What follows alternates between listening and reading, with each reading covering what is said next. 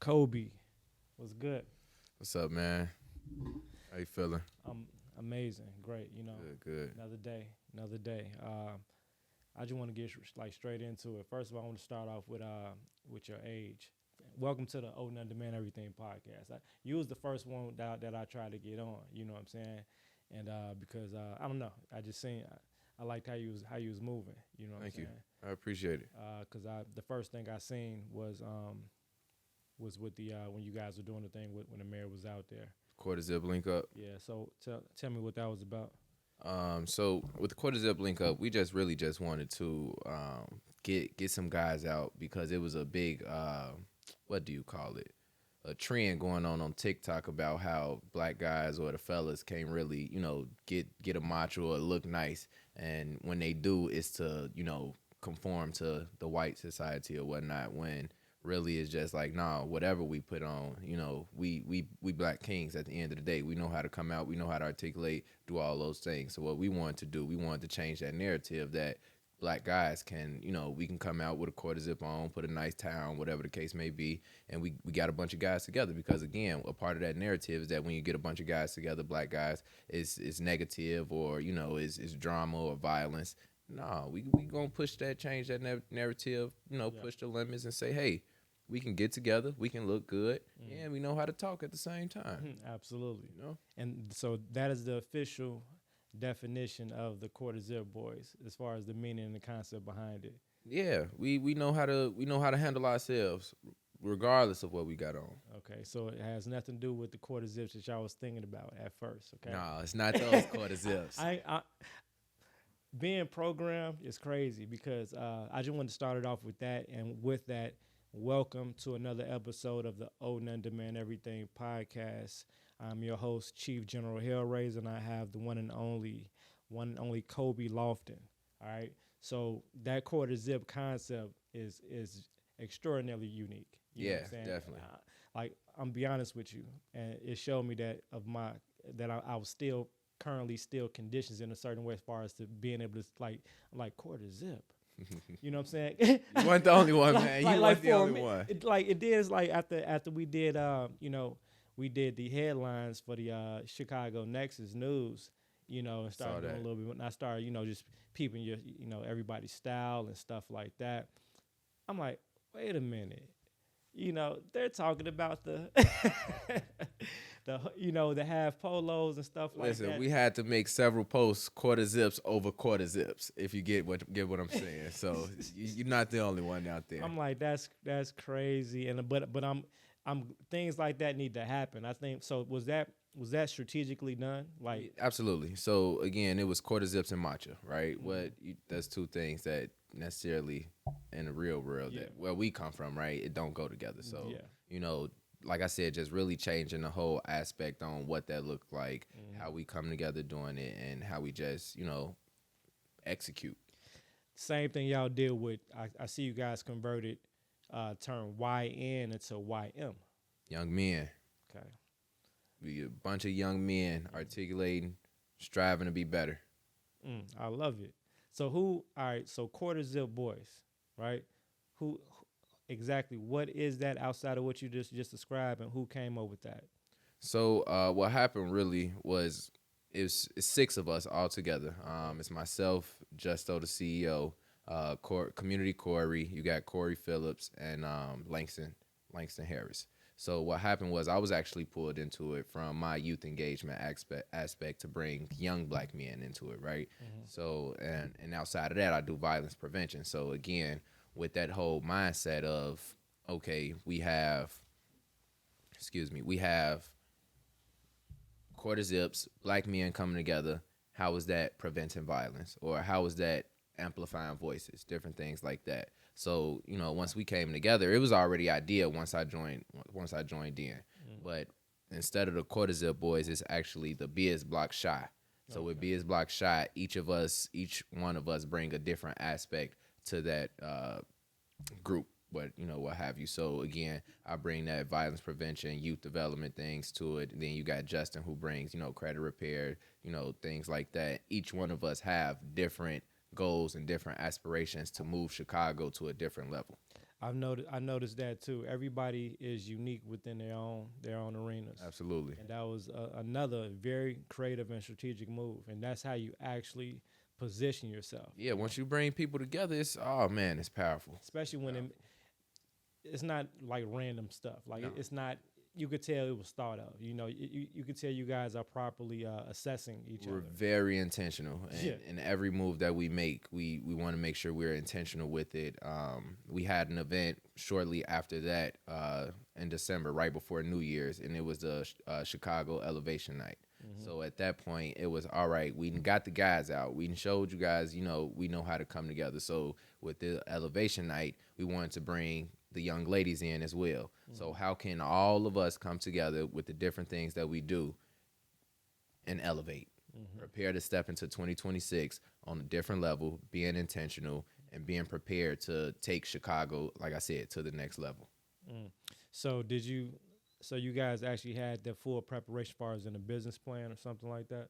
Man, if I'm being honest with you, it all just came together. So you guys are just meeting, brainstorming, and like, yo, we're gonna do X, Y, Z, and just start moving. Yeah, it started as like, again, just some young guys getting together, hanging out, and then that brotherhood bond just turned to, you know what? Let's make this into something bigger. Let's include other people as well. And when you start to include other people, that's when impact comes. So you want to make sure we have impact over anything. 100 over impact over clout. Exactly. So now, okay, it's a combination of a lot of different things in which a lot of Chicagoans from our neighborhoods, haven't figured out yet, even to this day.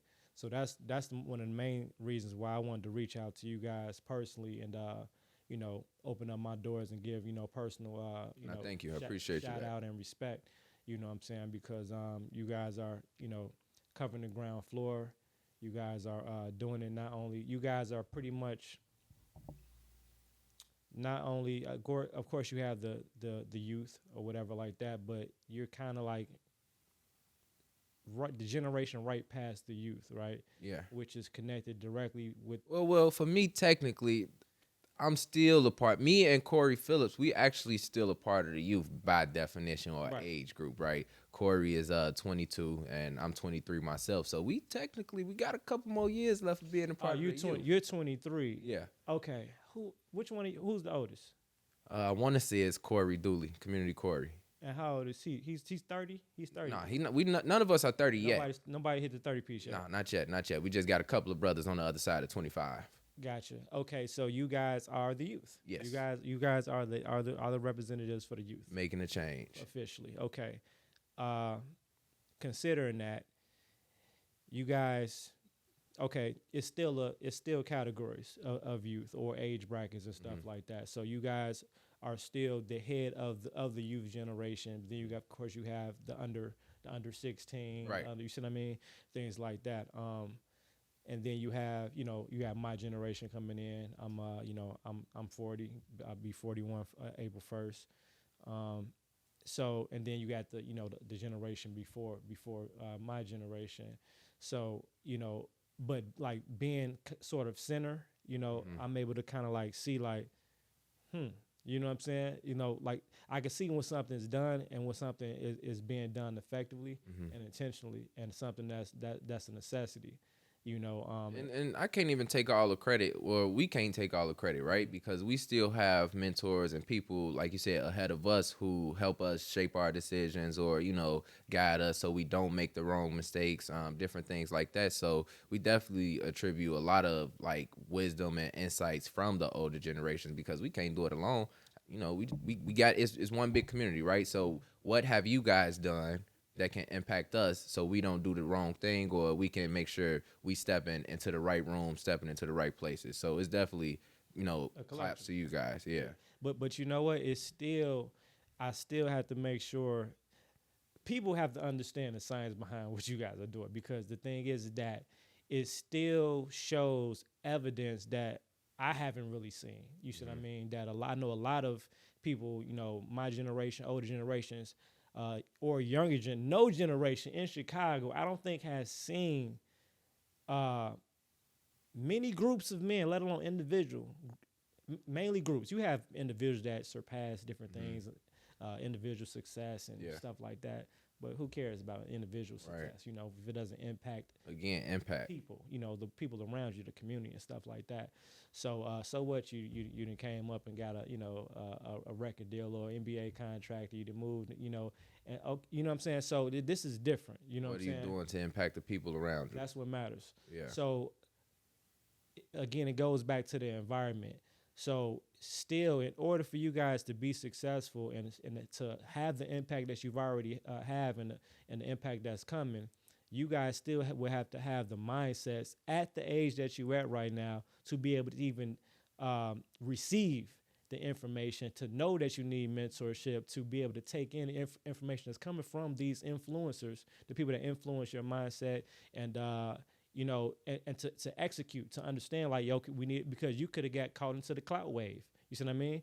You know, it's easy like that. That's how a lot of people get, you know, I don't want to say corrupt. I don't know if that's the right word, but that's how they start going left, because they see, oh man, the money start flowing in, or followers, not keeping up with the right thing. So I mean, for me, my whole stepping into this, and even for like the last 9 years of me doing this work, my whole goal is like, all right, not only do I want to get to the table, because they often making decisions for us, but I want to bring as many people to the table as well, so we can make those decisions together. So see, 23, and you say 9 years. Yeah. So it really started like my freshman year of high school. You see what I mean? So that's another key ingredient.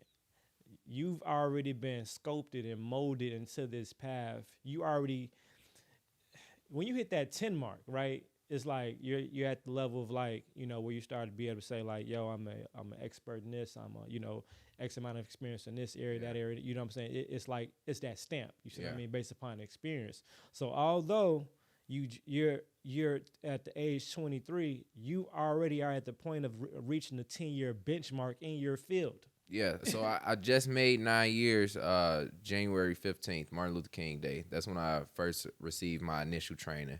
And from there, I just kind of been going up, taking that, mobilizing people, you know, using my voice to project others' voices, being the voice for the voiceless. And it's just like, man, it's only, it's only up from here, you know? Okay. So so what school did you go to? I was at North Lawndale College Prep High School, right on the west side. And there, that's, like I said, that's where it all started. So we have this thing called Peace Warriors. And there, you know, is you focus on three things. It's rooted in Kingian nonviolence, so the whole Dr. Martin Luther King philosophy, right?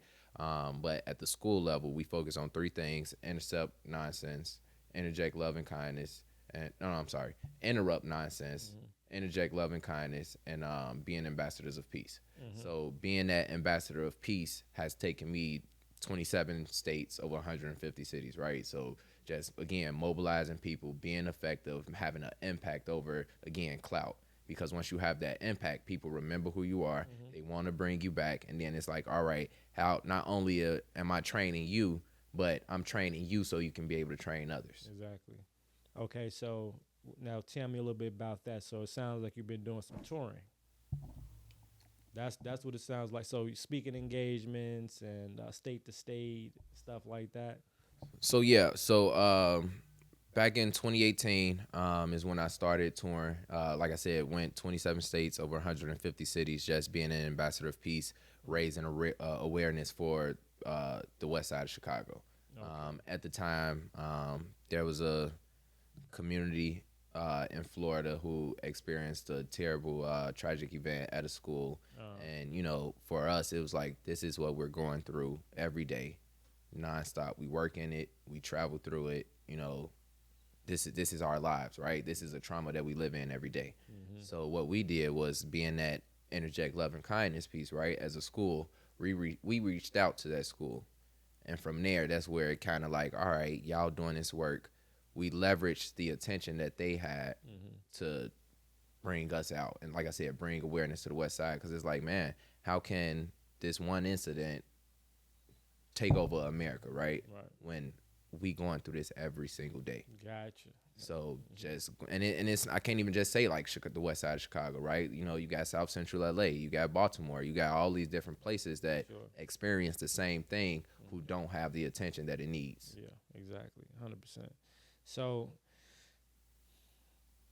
man, I just think, with, you and, your team, it's a superpower. It's a superpower, just being able to have the benefit of your level of experience at the age that's like gold. That's so gold, and that's why was what I wanted to do. With this sit down is really get the backstory with because your backstory um, is part of the ingredients to the blueprint as to how we can actually raise successful leaders. Mm-hmm. You see what I mean? Yeah. So now we go. So we started from the schooling, but before schooling, the first school starts at home. Yeah. So let's go back to childhood. Let's go back to parents and like what's going on, like what was going on in that formula. So for me, I wasn't raised in a 2-parent household. I had single mom, but I was raised as the youngest child. I do have a younger brother now who's 10. I don't know what my mom was thinking, but hey, to each his own. Yeah. However, just growing up being the only boy in the house, right? So I have 2 older sisters, my mom and then my grandma.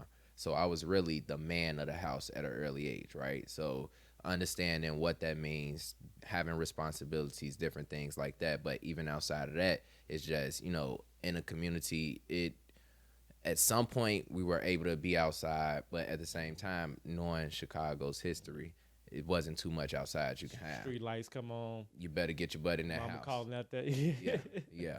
So just like trying to be there for my family, but at the same time trying to have a childhood at the same time. Yeah. So it's not like I'm not gonna. I'll never say my childhood was stripped from me, because I definitely, like you said, it's a blueprint, right? Everything that happened builds up to now. So we weren't as fortunate. So it was sometimes I would have the same shoes for 2 years, whatever the case may be. But all those different things shapes, like, this is what makes who you are. Character. So exactly. So that whole character development piece, I give a huge shout out to my mom, because it wasn't a day that she gave it, not a single day that she gave up. She always pushed. She always knew my potential. So she always made sure I was in a space to do better. Right. So right. So you might be lacking with the new J's, but I'll make sure you're in the best school in the neighborhood, or make sure you're in the best program. Make sure you stay on top of your curriculum. Busy. So, you see what I mean? Exactly. So shout out to mamas. Absolutely. Same thing. My mother did for sure. Making sure snatched me out of school at one point, homeschooled me for a couple of years, came back to the test, graduated, skipped back to the grade I need to be in.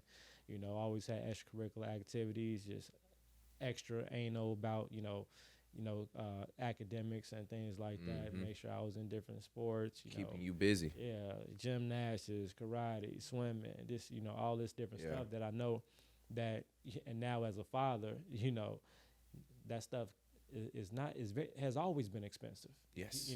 Trust me, I got 2. I understand. When you decide to pull your kid out of school because you want them to go to a Montessori, you want them to go to private schools, you want to do all that. When you decide just to do a bit more, outside of the norm, that stuff costs. When you have expectations. Yeah, especially if you have more than one. It's like, so now you go back and think like, man, mom's was just working here and I was doing X, Y, Z.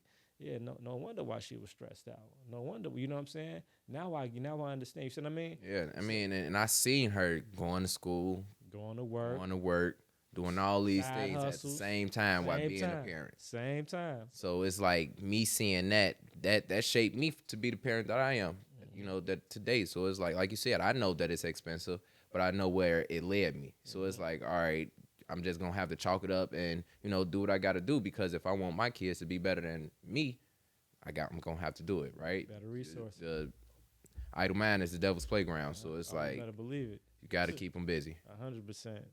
So moms was cooking up the ingredients, making sure you had the essentials. Just having that dynamic, being the man of the house, forced you to step up. So that aided to your leadership and things like that. Then fresh in the school. You just did a lot of things in prime time, to be honest with you. You was right on time. You was right on time. You was almost ahead of time, freshman year to get involved in those particular programs and to be in leadership roles in those programs. And even with that, like I gotta give praise to my sisters as well, because my sister, she was a first generation grad from college, and then my other sister, she went to the high school that same high school as myself, and she joined the program before I did. So when I was still in middle school, she'll come back home like, hey man, I just joined the Peace Warriors. It's feel like family. It's a group. They put you in different positions. And I'm like, oh man, that sounds cool. So immediately when I joined high school, I'm like, I want to be there. And then you get a cool little shirt too with your nickname on the back. I'm like, I want to be there. But when I got there, they like, nah, man, we got to make sure, we got to vet you first. Oh. So that first full semester of you being in high school is like, all right, you got to learn who you are. Because, you in high school, you smell yourself a little bit. Yeah. So they just wanted to make sure you are who you are before they say, all right, you can join this program or this group. Who was doing the vetting, the teachers or the actual other? So there were a couple of teachers who would be a part of it, but another guy who gave me a lot of wisdom, and till this day, he's still in my life and still working with the program, Mr. Pastor Gerald Smith. So he's been at the school for, he actually just left, but he's been in my, like I said, since freshman year. Mm-hmm. So he's the guy who's in the building like, you know what? I'm watching all these kids. I'm watching everybody. Now I know how to pick and choose. Mm-hmm. All right, this guy got potential. Mm-hmm. This young lady got potential. Mm-hmm. And once he see that potential in you, oh man, he don't let up. He gonna put that battery in your back. Absolutely. So the fact that I had the urge to like want to do it, he's like, oh man, that's fire right there. Mm-hmm. So he put the work behind it. So immediately, like once I, like you said, stepping into those leadership roles after I got trained, I'm like, okay, how do I train? Mm-hmm. How do I step up? How do I become the president or the vice president of this program, right? So even with that, typically with that program, the vice president and president, like any officers for that would be, it's all student led, right? So any officers usually would be juniors and seniors. Mm-hmm. For me, I'm like, nah, I'm going to change that narrative. Mm-hmm. And even to this day, like I still believe I'm going to change that narrative, even with political officers, things like that. So it's like, I became a vice president of the program just in my sophomore year. Nice. So it was like once I got to that point of being junior and senior, oh man, it was wraps from there. Yeah. It was only up. Okay, so yeah, you not only know how to move, groove, and navigate and get yourself in a position, you know how to exceed the position, the limitations, the quote unquote limitations of it. Absolutely. You're gonna find a way to you have to have vision to do that. So outside of that, you also made a comment early before the cameras cut on about going for office. Yeah. Let's hear a little bit of that. What's up? So again, right? This goes back to big aspirations at a young age. You said in the poll. Exactly. So as I mentioned before, a lot of conversations, a lot of decisions are made for young people, for us, but there's nobody ever at the table. So how can I get to the table, but not only get to the table, bring as many people to the table with me? Mm-hmm. So what I believe is you only believe you can do it once you see it. 100%. So what I want to do is, I don't know if infiltrate is the right word, but I want to get on the inside of the system, show them that it's possible, and then once they see that it's possible, oh, let me do it too. I want to get behind that. I know that if he did it, I can do it too. That is. I don't know if it's a our mindset, but it's definitely our mindset for sure. I don't know if it's universal, but I know it's definitely our mindset because, I say that to say that, I guess because of our conditions as a race and things like that, past histories and experience, I see other races kind of like being less scared or fearful of, pushing the limits. Oh yeah, I love pushing the limits. You know what I'm saying? It's like it's certain things that most Black people don't think about doing. You see what I mean? Especially when it comes to like exploration and going outside comfort zones and things like that. That's typically our counterpart brothers and sisters, right? But what I do realize though, the second they see one of us do it, oh, if he could do it, I can. That's the superpower. So that's why selecting your team strategically is important too, to vet each other, because because things like that go bad because people, it's power. Yeah. You putting batteries in each other's back. You're lifting each other. You're building each other's capacity. Exactly. You see what I mean? So that could be used for good or evil. It's one of the, and I don't mean to cut you off, but one of the guys in the group, Community Corey, he actually ran for office. Really? So by him already knowing the ins and outs of it, he's been able to like give me pointers and be like, hey, this is what you should do. This is what you shouldn't do. He got that experience. And guess what?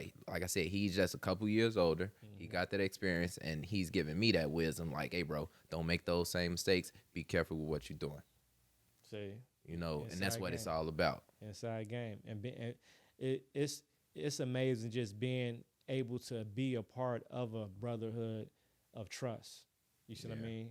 Where you can be open with your intellect, your ideas, your vision, and the importance and power on utilizing each other, and to leverage each other, to put each other into the positions of power, whether it's office here, the office there, because you guys are married to the overall mission. You see what they say is what do they call it? The crabs in the barrel. Yeah. We don't have that. You can't have it. Yeah. We all trying to pull each other out the barrel. That's the only way it works. Exactly. So even outside of that, right? Like, again, having those big aspirations to push the limits. Even once I stepped outside of high school, my first job was at Foot Locker. They told me, "Oh, man, there ain't never been no young assistant manager. There ain't never been no young store manager." Oh, okay, nice. I love a challenge. So guess what? I started when I was 16. That was my very first job. I kid you not. Started when I was 16. Stepped into an assistant manager role a month after I turned 18. My birthday is July 7th. I was promoted into an assistant manager role August 8th. Amazing. So literally 30 days later. And then I'll give you even more. Aspirations don't stop there. Mm-hmm. A year later, December 2021, I was promoted to store manager. Mm-hmm. So I'm 19, running a $2.5 million store.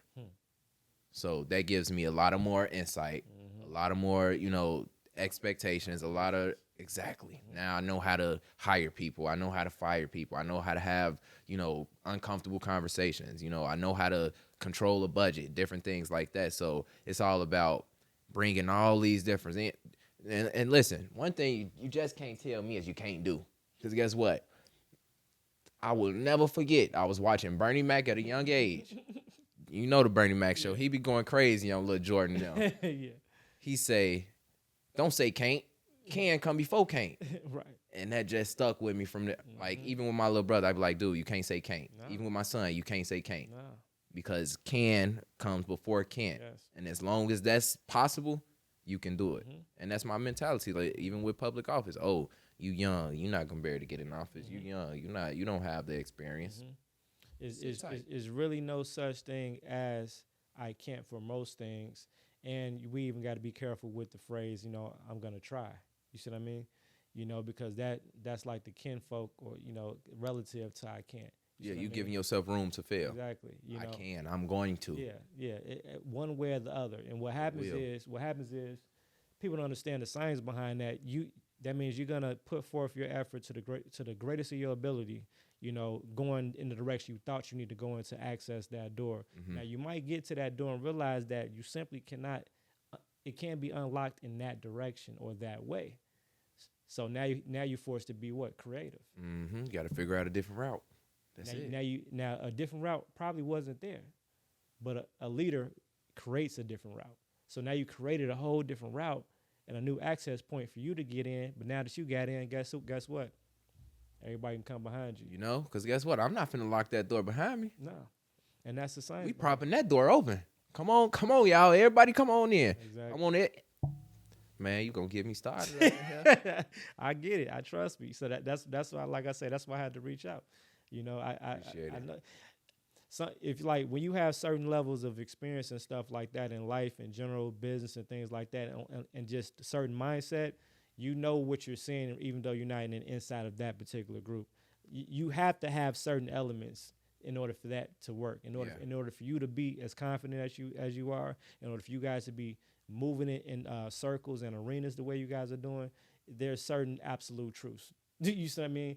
So you know, I just wanted to get this, capture this, you know, on camera. So again, so the world can see, so our people can see, so or at least our city can see, because again, seeing is believing. You know what I'm saying? And then if they hear the ingredients, sometimes people only tell the after story, like, oh yeah, just you know, just that cliche, you know, just try hard, just do this, like, no, what is it? What are exact things you need to have on your experience list, on your resume? Intentionality is the first thing. Say it again. Intentionality. Yeah. Intention. Because if you're not moving with intentionality, like if you're not being intentional, you're creating space for yourself to blow in the wind, right? So once you be intentional about what decisions you make, what places you go, it's not about being in every room, right? But it's about being in all the right rooms. Absolutely. And once you find that out, it's like, all right, everything else will fall into place. I never tell anybody, go, just keep on going, just keep on going, just keep on trying. Right. No, you got to figure it out. Yeah. You got to figure it out. Yeah. And use everything that you learned along the way to apply it, because at the end of the day, that's your tool belt. And if you don't take your tool belt everywhere you go, what they say is better to be prepared, or it's better to have it and not need it than to need it and not have it. Absolutely. So everywhere you go, take that tool belt or take that toolbox. And when you need to pull out a different tool with a different idea, all right, boom, let me apply it. This is what I learned. This the experience I had. And keep on adding to it, you know, because every day is a new learning experience. And it don't stop. Every day, soak it up, you know, like a sponge. You know, keeping that youth mentality. You see what I mean? Exactly. Keeping on soaking up information. People just stop learning these days. You see what I mean? Which is ultra scary now, based upon the age of technology and everything that's going on. Everything is advancing at a rate probably not even times 10, probably times 100, especially in relation to technology. A lot of people are going to be lost in space, literally, you know, come the next 10 years, because they'll be like, okay, the world went from this to this literally overnight. You see what I mean? So, you know, everything is so important right now. You see what I mean? To really be in the know. Yeah. You know, so it takes time for people to get inside of a new arena or industry or game. First, you're going to play it as normal, right? Based upon however the game was presented to you. Then you're going to actually get the experience of learning the game, right? Just like, you know, you say Corey told you, like, yeah, don't make this mistake, don't do it. But you had to play the game first in order to realize that I might not want to do that next time. Probably don't throw that card. You say that for a little later. These are the type of people that's in here. You see what I mean? Because you go in there with the assumption of thinking you know the game that you're playing and the people that's in here playing the game. And you realize, this is a different ball game. Yeah. And if you, especially you want to reach the goals that you guys are trying to, reach, you got to be very strategic, in position to be able to push a narrative, be able to protect your narrative, and it could be a dirty game. I was just going to say, you got to protect yourself. It could be a dirty game along the way. Especially it's because it's like it's a gift and a curse being young, black, and intelligent, right? And so that's a good thing, but it also could be a bad thing depending on who you're talking to, because they might look at it like, you know, and you might be intimidating somebody. Man, you know, when I tell hold on, this brother might be coming from my job. Hold on, this brother might be coming from my seat. Hold on, this, you know, let me put you up under my wing. But let me go ahead and hold you down. That's a real thing, man. There's been so many rooms where, I'm not gonna say so many, because I still got a lot of ways to go. It's been a couple rooms where I've been in where I felt the person, like their whole demeanor says, you intimidate me. I'll never forget, I worked at one job and it was probably my second week. The supervisor tells me, you too outspoken. You coming in here talking to everybody. Say, you too outspoken. What, brother? What you mean? And he was a brother at that. So I'm like, no, man. So from that point forward, when I tell you I was only at that job for maybe 3 months, and from that statement, it was, man, he would tell me, because it was me and my brother working there at the same time. He'd say, yeah, do you and your brother be talking about the unemployment office? What for, man? Like, it's been a couple of times where I just had to bite my tongue and be like, you know what? I see what this is. Identify, yep. So let me just maneuver accordingly. and just move around. Until I can pivot out. Exactly. So that like you said, that is a big curse. Because people they see. So what I go by now is, and I heard this in a sermon last year sometime. You either gonna be in a position to shift the atmosphere or shrink to the occasion. Mm-hmm. And I am never going to shrink to the occasion, especially not for man. Now, based upon your experience, and I have my personal opinion is this, and I want yours. I believe most people shrink to the occasion, especially in these political spaces, because most people, honestly, you have an advantage, because you're bringing the mindset and the experience and just that fearless youthful mentality. Like a lot of people that get in office kind of like just get pushed into the office, like and then realize, and they kind of figure it out, and they might not ever figure it out, and then they kind of. And some people might be in a position of power but don't know how to utilize the position that they're in to actually, invoke their power. You see, because they're scared to be like, making a mistake, stepping on somebody's toes, or being, not outspoken and not, challenging what needs to be challenged. A lot of this stuff is like character differences and stuff like that too. So it's like you guys are literally ruffling feathers, showing people like, yo, we could do it like this. Yo, we can do it like this. Yo, our word counts. Hey, we the media. I know y'all doing it. It's like why you think everybody is coming up behind y'all? Like, because the people go, the attention go where you go, and the people go where you go. You see what I mean? Where the attention goes. It's like, so now it's like, not only do I know we have a voice, we also have something to say, right? And we also have an agenda. We also have a mission. And we have not only y'all not just doing. Like I say, the way that you guys are doing it, it's not like y'all opening up a lemonade stand and hey, we give it back to the people. You guys are literally planning to go for office and do these things. Like you have a real objective and a real mission. That's something that most people that's in that capacity haven't seen of that nature. You see what I mean? From a group of young black men. Yeah. So it hasn't been seen before. And that's really what it's all about, because for where I am, right, the office that I'm running for, the last time that somebody was of my age elected in that office was 1904. 1904. 1904. So you did your homework, huh? Oh yeah, you got to do your homework so you can know what you're stepping into. So for this generation, for me, when I'm elected, I won't be 23. Now, is this just Chicago or is this period? No, this is just Chicago. So this Chicago. So you do have, and I could be fact checked on this, but I want to say this was actually just recent. I want to say a 21-year-old or something like that was just elected office in one of these southern states. I don't want to butcher it too much, but okay. So, but in general, there's not a lot that And now in Chicago alone, we currently have someone who's in office who's around like 28, 29. Prior to him, the youngest was 31. Gotcha. So just moving that needle, like, all right, guys, we can do this. Literally. We can do this. Literally. So showing them that we can do it is like, I won't be upset if somebody behind me come and do it, because that's the goal. I want y'all to get a part of the table. Even if a person is not successful in an endeavor like that, it really doesn't matter, because it still is going to have the impact to still crack open the door, the possibility that a door can be cracked open. You see what I mean? Because just the thought, it can be done. Just the thought of saying that you was in the race and that you're able to join the race is enough. You see what I mean? And that's just a stepping stone. That's what I'm saying. Just to be in the race. You see what I mean? Is a huge factor, and opens up the gateway of possible. Like, wait a minute, you mean to tell me? Yeah, that brother 24 elected in the race. Well, alone the race, I'll be 23. However, like I said, my birthday is in July, so I'll turn 24, and I'm claiming it. Yes. It's already been done. It's already been said. I just got to put in the work, right? Absolutely. So by the time I am elected, I will be 24.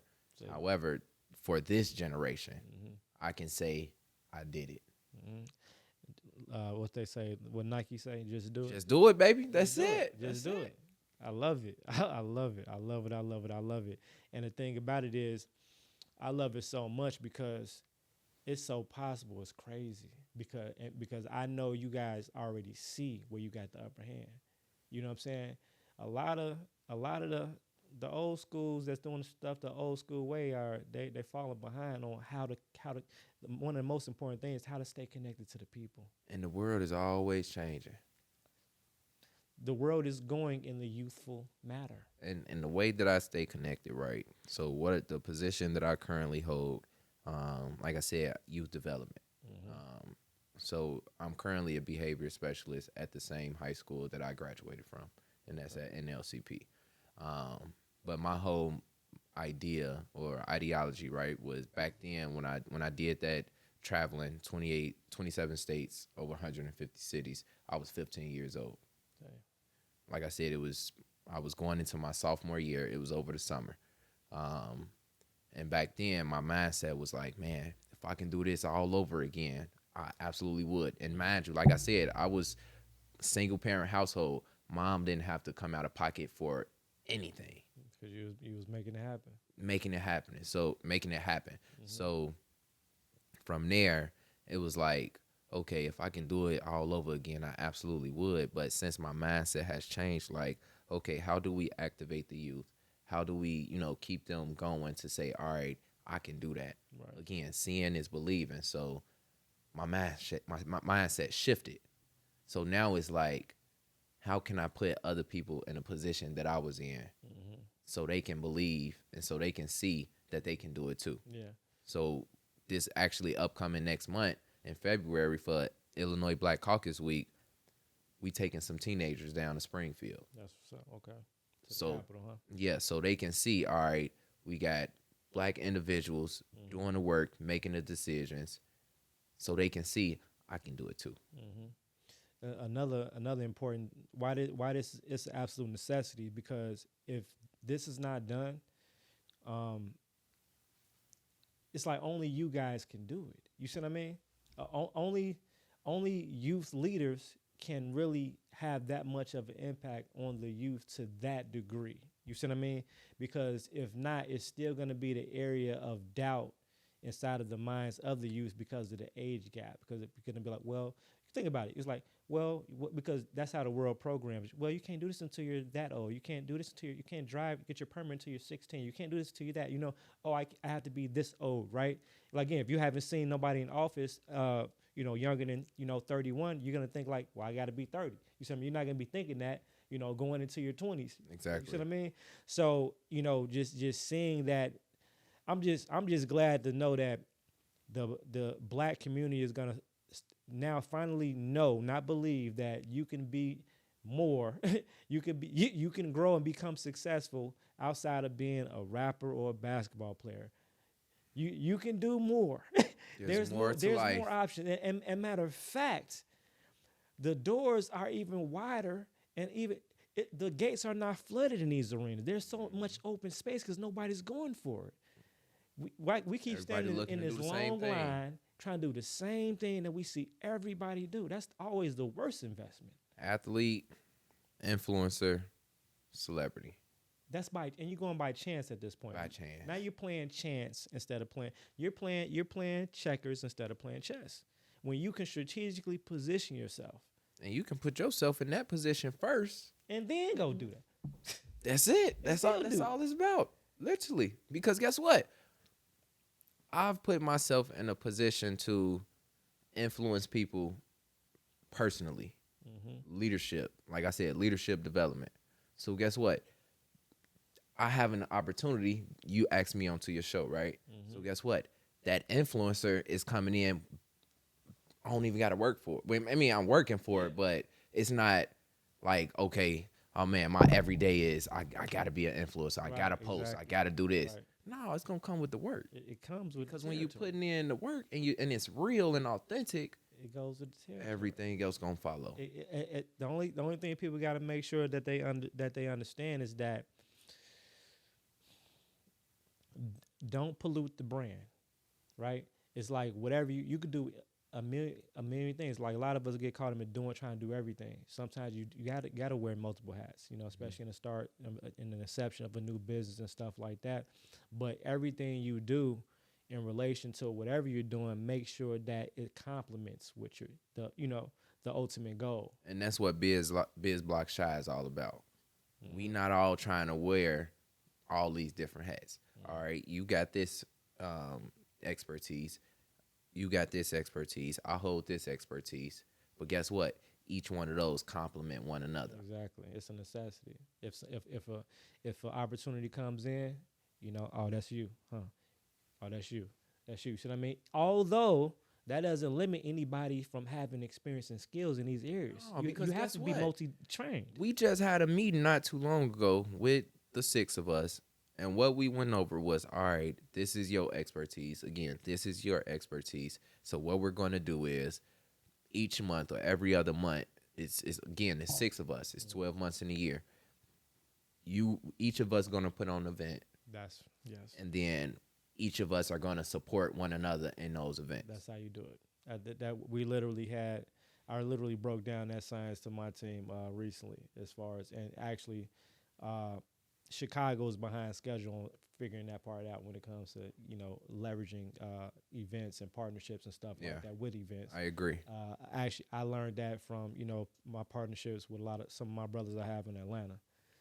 I learned a lot of stuff on how to kind of like integrate things from outside of Chicago, because I haven't seen it yet. Yeah. I didn't see these things till I left and started going around. Like, man, they running circles around us, literally. Once you become a community and understand that each of us got a different power, man, once we come, it's like the Avengers. Exactly, like Voltron. Once you come together, you better watch out. But that commitment to say, like, yo, all right, like it's 6 of us, 12 months in a year. Okay, 2 events apiece, right? Each one, all right, your event next month. Okay, we're supporting your event. What you need me to do? Exactly. And we go from there. We are each other's insurance policies and human resources. Whatever I had in my capacity, you have in your capacity. Exactly. I was just about to say, and whoever I know, my network is your network. That's how we do it. My tape, what is it? Mi casa, su casa. And whatever I have, you can have. And if you plan a certain event and you need connection to X, Y, and Z, guess what? I got them in my back pocket already. Let me go ahead, call them, create that connection, and then guess what? Now we steady growing. Stocks. Steady growing. This is the stock. And this is why we created the Chicago Nexus. That's the whole science behind Chicago Nexus.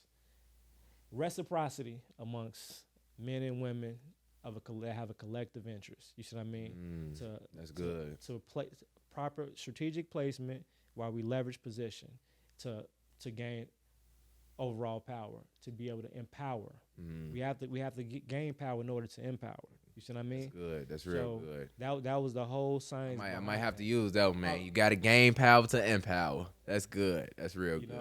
I mean, we got to fill up our own tank first. Yeah, that's real good. So we got X amount of members on the board.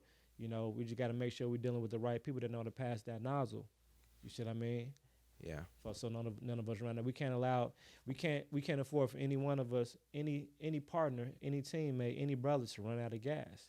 Run out of fuel. Whatever position each individual is, we need them. We need them. If you're our in-house lawyer, we need you to be the best lawyer. And if you're our in-house doctor, we need you to be the best. If you're the barber, position you to be the you best. are the best. We have the best, and our goal is, if we don't have that in-house, we go find it. That's part of the objectives. Our quarterly objectives. Whatever is not in-house, we need to find that. And believe it or not, man, that's been a part of my philosophy and I won't even say it's my philosophy, but what I was trained in, right? Because a part of Dr. King's philosophy, he wrote a speech and delivered it to middle school students. It was called "What Is Your Life's Blueprint?" And that's probably my favorite speech out of every speech that was ever done, because what he says in that speech is, I'm having a blank right now. But basically he says, whatever you do, you be the best at it. Yeah. Because once you be the best at whatever you're doing, the world will create a beaten path to your door. And just for a little clarity, a beaten path is you know the west side of Chicago, right? You got that lot that's on the corner, Yep. but your house is on the other side of the alley or whatnot. So everybody walking through that lot, and guess what? That foot traffic eventually creates a path across that lot. Exactly. So if you continue to be the best at whatever it is that you're doing, the world gonna see that, They got to come through you anyway at some point. and they gonna come through you. That's how you dominate. That's how you position yourself. But it has to be a collective. It's not a. We have to destroy the individualized mentalities that people have. They really, and we have to desire more outside of our own individual desires. You see what I mean? Unfortunately, that's what Chicago politics is. That's everything, and then understand that there's politics in everything. Everything. People like, I don't get into politics. No matter what industry you're in, there's politics in it. But ultimately, we got to understand we have to have an ear and an eye, involved into what's going on inside of the politics that's going on within the jurisdiction of your cities and states, because they're still the ones pushing the needle and a narrative that can change your whole situation right now. So you can't just even those politics affect your business. That's what I'm saying. So be it. Or if they make a law today that says, hey, if you're a barber, barbershops can now y'all can no longer use I don't know straight blades. I'll give you a prime example. City Council of Chicago just passed a law banning hemp. When? January 21st. Passed, effective.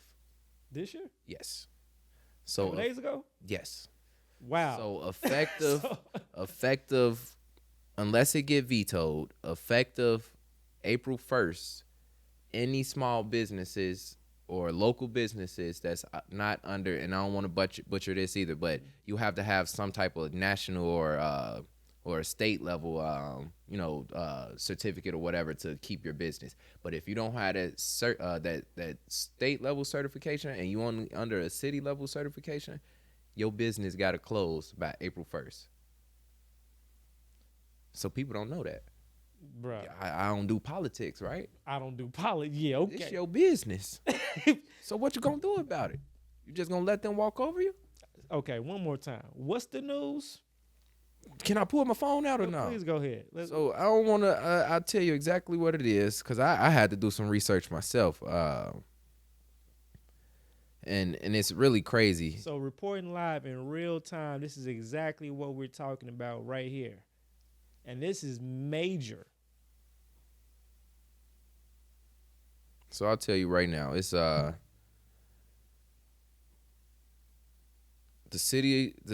Chicago City Council voted 32-16 on January 21st, 2026 to approve an ordinance that bans the sale of most intoxicating hemp products like Delta 8, edibles, vapes, flour, etc. throughout the city. It takes effect April 1st, 2026.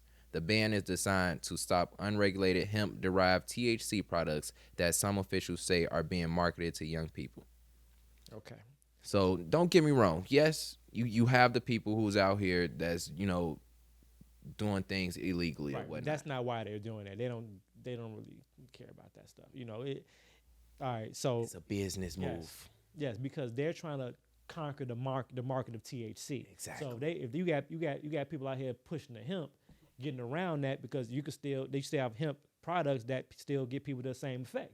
So like, wait a minute, you know what I'm saying? So they taking control of it. You know what? Let me slow you down real quick, because we need to be in control of that. They don't get this license to be able to do this the THC and everything else, or we gonna shut it down to the side. Yeah, that's what it is. But people got smart with the hemp, like, all right, we just do the hemp. Because I wasn't in that industry at first, but I was forced in it by partnerships, and we were doing hemp way before the stuff got, people was going to do licensing. We didn't understand why y'all going to get, waiting for licenses, stuff like that. You know what I'm saying? Hemp is not regulated as long as it's being used for research and development, and that still could be distributed in many forms and facets.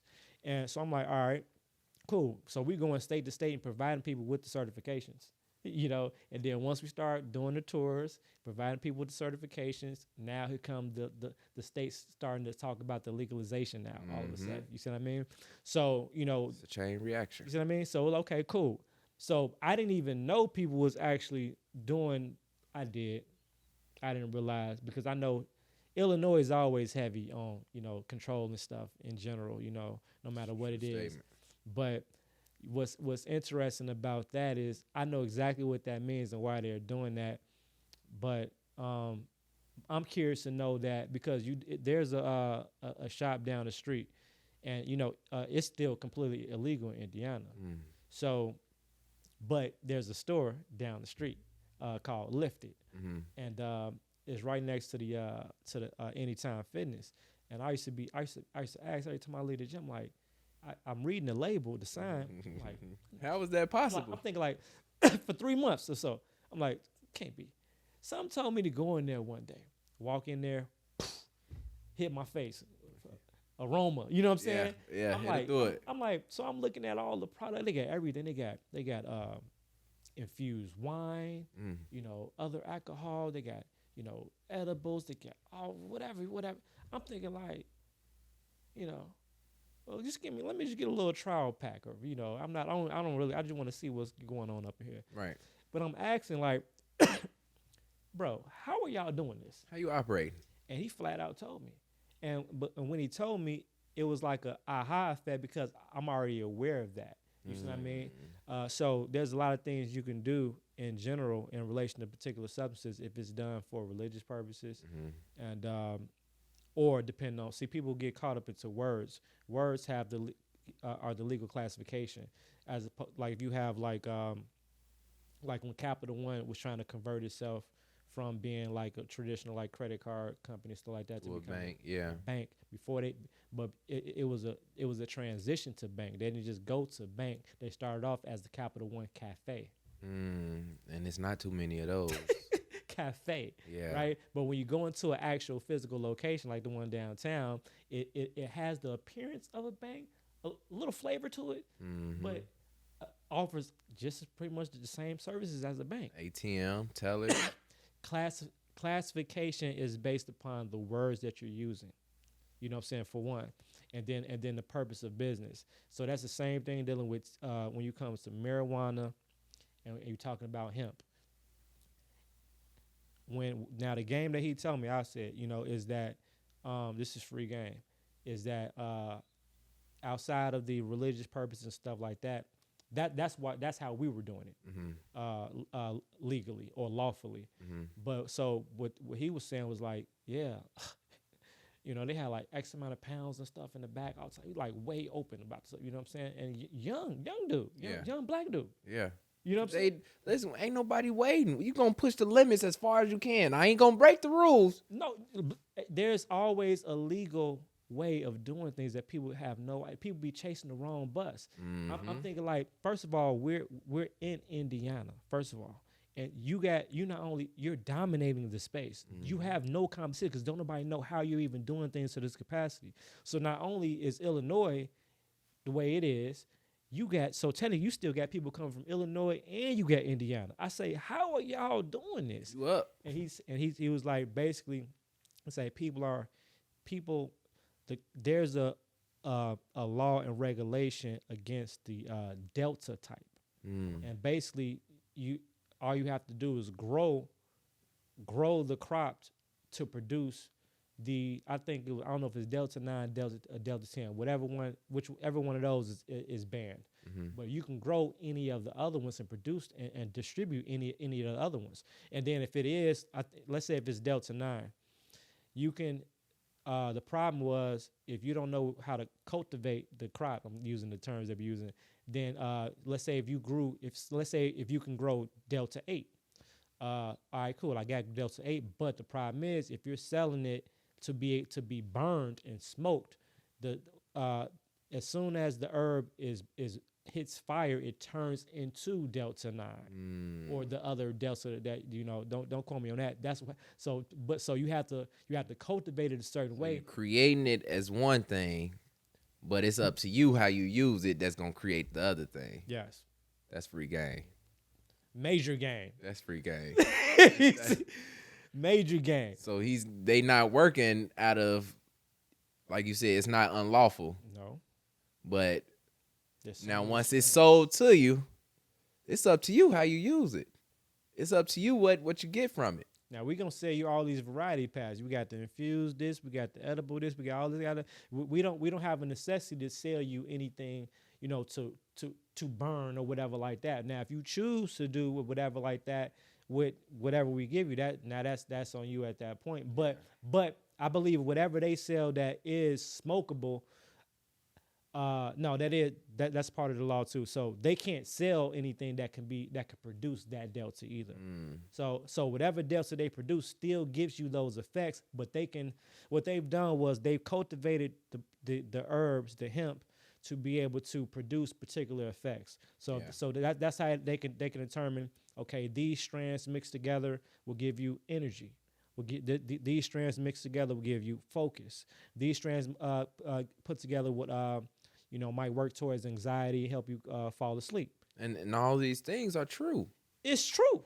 All these things are true. And doctors are prescribing it. These things are all true. Yes. So the problem is, why are y'all banning something that the people, I don't want to say need, but it helps them. It's a natural herb that has tremendous health benefits and agricultural benefits and construction. Like you got hempcrete, for building infrastructure. So what you call it? Control. You see what I mean? And it's based upon the ignorance of the people. People just don't understand the crop. They don't understand it because the average, especially the average black post only understand when you hear marijuana, you think smoking some weed, exactly. Right? That's all you think about. Yeah. Smoking some weed, getting high. And the crop, the plant has 1,000 more functionalities than that. You see what I mean? And the people that understand that and not locked in or blocked from the legal classification are making millions upon millions upon millions upon millions of dollars. And it's honestly all a part of the scheme, man, because let me brainwash you, or let me keep you out of the know. Let me keep it all away from you. So once you, like you said, you have that tunnel vision or that one set mind, like, all right, this is what it is. This is what it's used for. But once you actually put in the work to say, no, let me do a little bit more research on that. Let me see what it's actually used You'll for. be surprised. Let me see where it actually derived from. Then it's like, oh man. So if this is where it start from, technically, like you said, this is still legal. Yeah, there's a such thing as, I learned this one on a trip in Jamaica. This blew my mind too. This blew my perception too when it comes to law. So my area of focus is law, contract law, primarily outside of technology. And what I've learned is that on that boat with my Caucasian brothers and sisters, they were, and I just met them this day. They were mad at each other as a couple. They mad at each other. They were having a heated debate about a business issue they was having. I think it was related to taxes or something like that in relation to their business. So they had a marijuana business, and but they had a farm. So they were growers. So they owned and ran a illegal agriculture, marijuana business. You see what I mean? So they legally ran an illegal business. Like, wait a minute, if it's illegal, how are you legally running it? You can legally run an illegal business as long as it's properly formed and registered with the government, but there's regulations and higher taxes. So I think they were saying something like, okay, you guys can grow within this jurisdiction, but here's the rules. You guys are going to pay 10 times more taxes, and you cannot grow more than, I think, 500 pounds a year or something. Let's say that, so anything outside of that, and you'll have, like, because it was an illegal business, it was up under higher surveillance. So you had the helicopters always flying over there, making, monitoring the area and stuff like that. In the parameters. Yeah. So it's like that right there automatically made me think like I never been, a drug dealer in a capacity in my past life where, where I would be standing on the street corner selling, anything, right? That never made sense to me. But I'm thinking like, wow, if they only knew that it nothing about anything we've done makes sense. It doesn't make any business sense. You see what I mean? It's like there's a way to pretty much do anything, right, in a lawful manner, in a legal manner. You just got to do your homework, do your research, and know what game that you're playing. It's all about being intentional. It goes back to being intentional. Yeah. I'm going to be intentional about this business that I'm going to open. I'm being intentional about who I'm going to go talk to. Mm-hmm. I'm being intentional about this whole business plan. So once it's created, oh, that's illegal. No, brother, let me tell you something real quick. I'm going to put you on game too. All you got to do is file this paperwork. When I tell you like you said, everything that's illegal, have a legal way around it.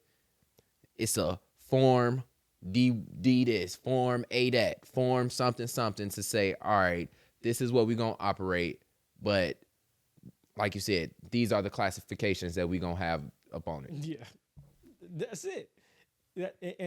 When it boils down, it makes more sense to operate in that fashion, because when they start, trying to play devil's advocate, well, we got to pay this much and they want this much in tax. It's just like the ignorant mindset of like being like, I never understood. Well, I do understand it. We've been taught to like, just like to try to avoid all these taxes, right? Mm-hmm. As far as like to the point where we'll technically say that we have a business, but really we just have a side hustle. So this is different. That's a little between having a hustle and then becoming an entrepreneur and then running a small business and then growing into a large business. Being a business owner. Completely different scenarios. Yeah. You see what I mean? Because you're operating a business, then you actually know about, running payroll, bookkeeping, accounting, all the things that really matter when operating. Those are your actual business operations, internal operations, administration, and things like that. So now any business owner, real business owner, is all about, well, it's a couple different things. As long as you have the right people on your team, which your accountant should be one of them, outside of whatever attorneys you need to have for your industry. So better have those. Yeah. So your CPA, whatever like that his job is to determine, at the top of the year, we having these discussions where, depending on your business type, your industry, their job is to collectively help you find whatever areas that you might qualify or your business might qualify where you can get tax breaks. Because you say, all right, you owe, 10,000. Well, we can reduce that by, 2,500 if you, donate, or say if you say 5,000, we can reduce that by, 50% if you donate, $1,000 to this charity, right? Or if you donate, you see what I mean? All these different things. So we're working out. So we're trying to leverage capital income, to figure out where do we need to donate to and how much to reduce tax obligation. And then outside of that, we're trying to leverage the receivables income to be able to open up the gateway to be able to receive more funding. You see what I mean? So it's all about leveraging tax. You want to always make sure you bringing in more than whatever you putting out. 1,000%. Because that is that break even point. If you never making it to that break even point, you steady getting close. But what people, the way they understand it is, as soon as you get close, here come those taxes. Now I'm back down. Right. So they always report that I ain't make nothing, or report, I mean, you setting yourself in shooting yourself. Now, of course, when you first start or whatever like that, if you actually, investing and doing all this other stuff, it could very well be like that. But that's not the goal. You always want to, plan your year to be able to come out on top and to be able to leverage the taxes to be able to get more funding for your business, so you can do more business, so you can scale the business. Listen, I learned early on, scared money don't make no money. Hey, you have to spend money to make some money. It's pay to play. We're avoiding paying. You trying to avoid paying $5,000 in taxes when you just missed out on an opportunity to get $50,000. And you not even investing in yourself. And that's literally how it works. You just avoided that. And you missed out on 50 grand plus. And that's just little small numbers. And that's literally, man, it goes back to everything that I do, because I want the younger folks to know, like I said, I'm young myself, so I'm figuring a lot of things out. But every time I learn something new, I'm passing it on to them. Like, all right, like again, like my boy Justo, the CEO, he's taking. I never seen 17, 18-year-olds fixing credit. I told him that too. I say, y'all out here showing out, because when you think of financial services, right? First of all, being black was a red flag, because when we used to think financial services, we used to go for the white man. You know what I'm saying? We used to go. That's what we trusted. You see what I mean? So it took a while. Now we might go to H&R Block, Jackson Hewitt. Again, these are white corporations, but it might be a black person, doing your taxes and stuff like that. But ultimately, that's kind of how it was, unless it was somebody that was in the family that grew with the family type. Listen, I just learned with you bringing that up, I actually just learned something that broke my mind. What's that? I was sitting in a room, and I was filling out a W-2, W-9 form, and a lady told me, she say, do you file your kids as dependents? I say, nah, the mom do. She say, well, you can too. I say, no, because then we going to get audited. She say, no, your tax preparer should tell you that both of y'all can file. You just, I forgot what she said, how it really works, but then I had to go do some research. Like, it be our own people that be knowing. We just don't trust them. Yeah. So once you put trust in your people, right, you that's how your community just grows. That's another thing, it's too. larger and larger. That's definitely another thing, too. It's like, at this point, especially today, nowadays, first of all, we've always been ultra creative, and we've never been a dumb set of people at all. Absolutely, you know what I mean? Yeah. So, and I believe once I've learned that we're a lot smarter than most. To be honest with you, but that's why they're so scared of us, man. Yeah, they just don't want us to figure that exactly. out. You know what I mean? Once you figure that out, that's why they want to keep us distracted and our attention over there. Don't let them try to start figuring, getting creative and taking their brains, their black brains over here. You like, nah. When you right, when we start getting creative. Like, to make change. You start moving things, like, and then it's like that's when that intimidation comes in. Waking up all the other ones around you. Ooh-wee. Oh no, we don't like that.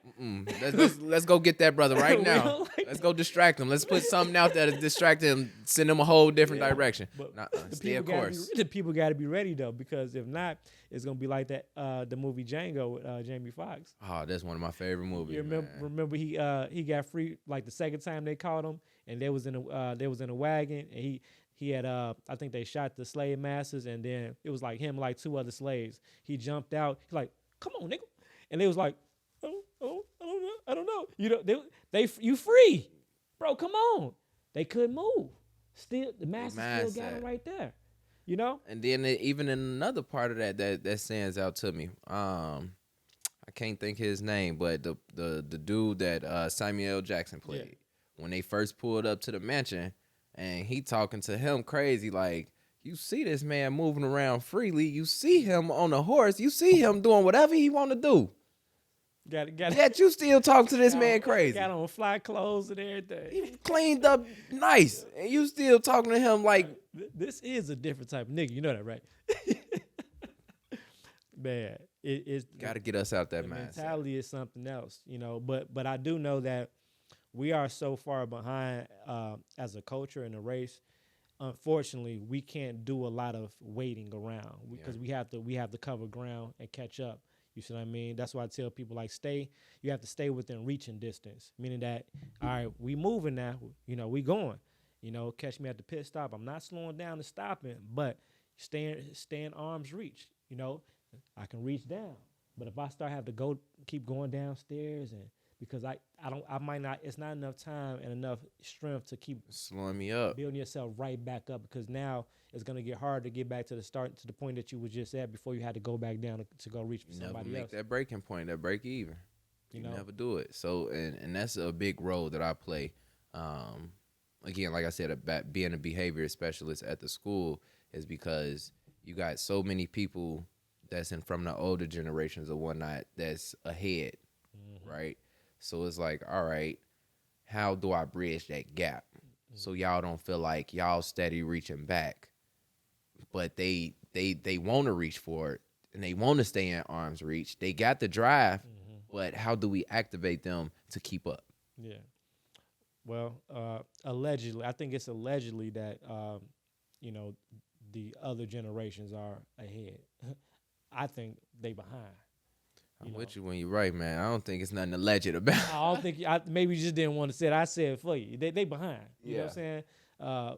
My generation above behind because again, you slow when you get older, you start slowing down. You get comfortable, you get complacent and stuff like that, and that's part of the program too. There's not a lot of people that's is the biggest downfall. Yeah. And then again, if you're not if your group, your category of people around you, you know, you are what you are. Birds of a feather flock together. So if you're not one of those people that is one of you or one of me and stuff like that, you're gonna be just like everybody you with. You see what I mean? So y'all might be talking all type of good stuff when y'all out kicking it and stuff like that, but y'all not producing anything. Y'all not doing action anything. behind it. No action behind it. You know. That's biz block shy. We do a lot of talking, but best believe each one of us we gonna have some steps behind it because y'all. I'm pretty sure y'all holding each other accountable. Absolutely. Like, hey man, what's up, man? What's going on? What we doing with the next move? Yeah. What's the next? What are we planning? When we hopping back on the Zoom? If we can't get in person, what's like literally the day we had the Chicago quarter zip link up, the very next day we was on the phone. What's next, guys? You got to. What are we doing next? You got to.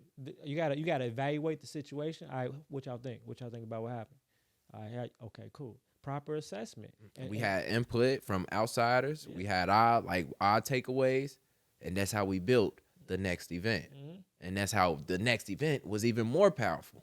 What if you didn't have the eyesight to even be able to identify what you see and what you're experiencing? That's another issue. It's like people have a failure to identify. You know, failure to identify self and failure to identify what they're even involved in.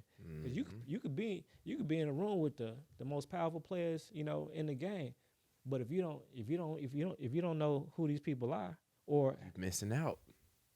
You missing out. That's why, man, believe it or not, I just had the opportunity to go to the city of Chicago MLK breakfast that they do yearly. Okay.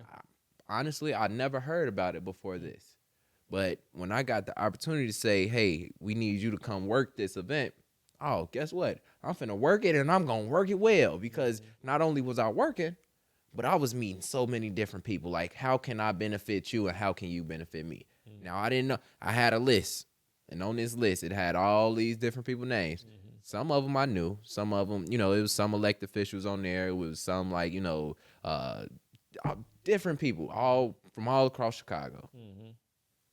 So I say, okay, I know some of the names, and I know some of the faces, but it's some faces that I can't put to these names.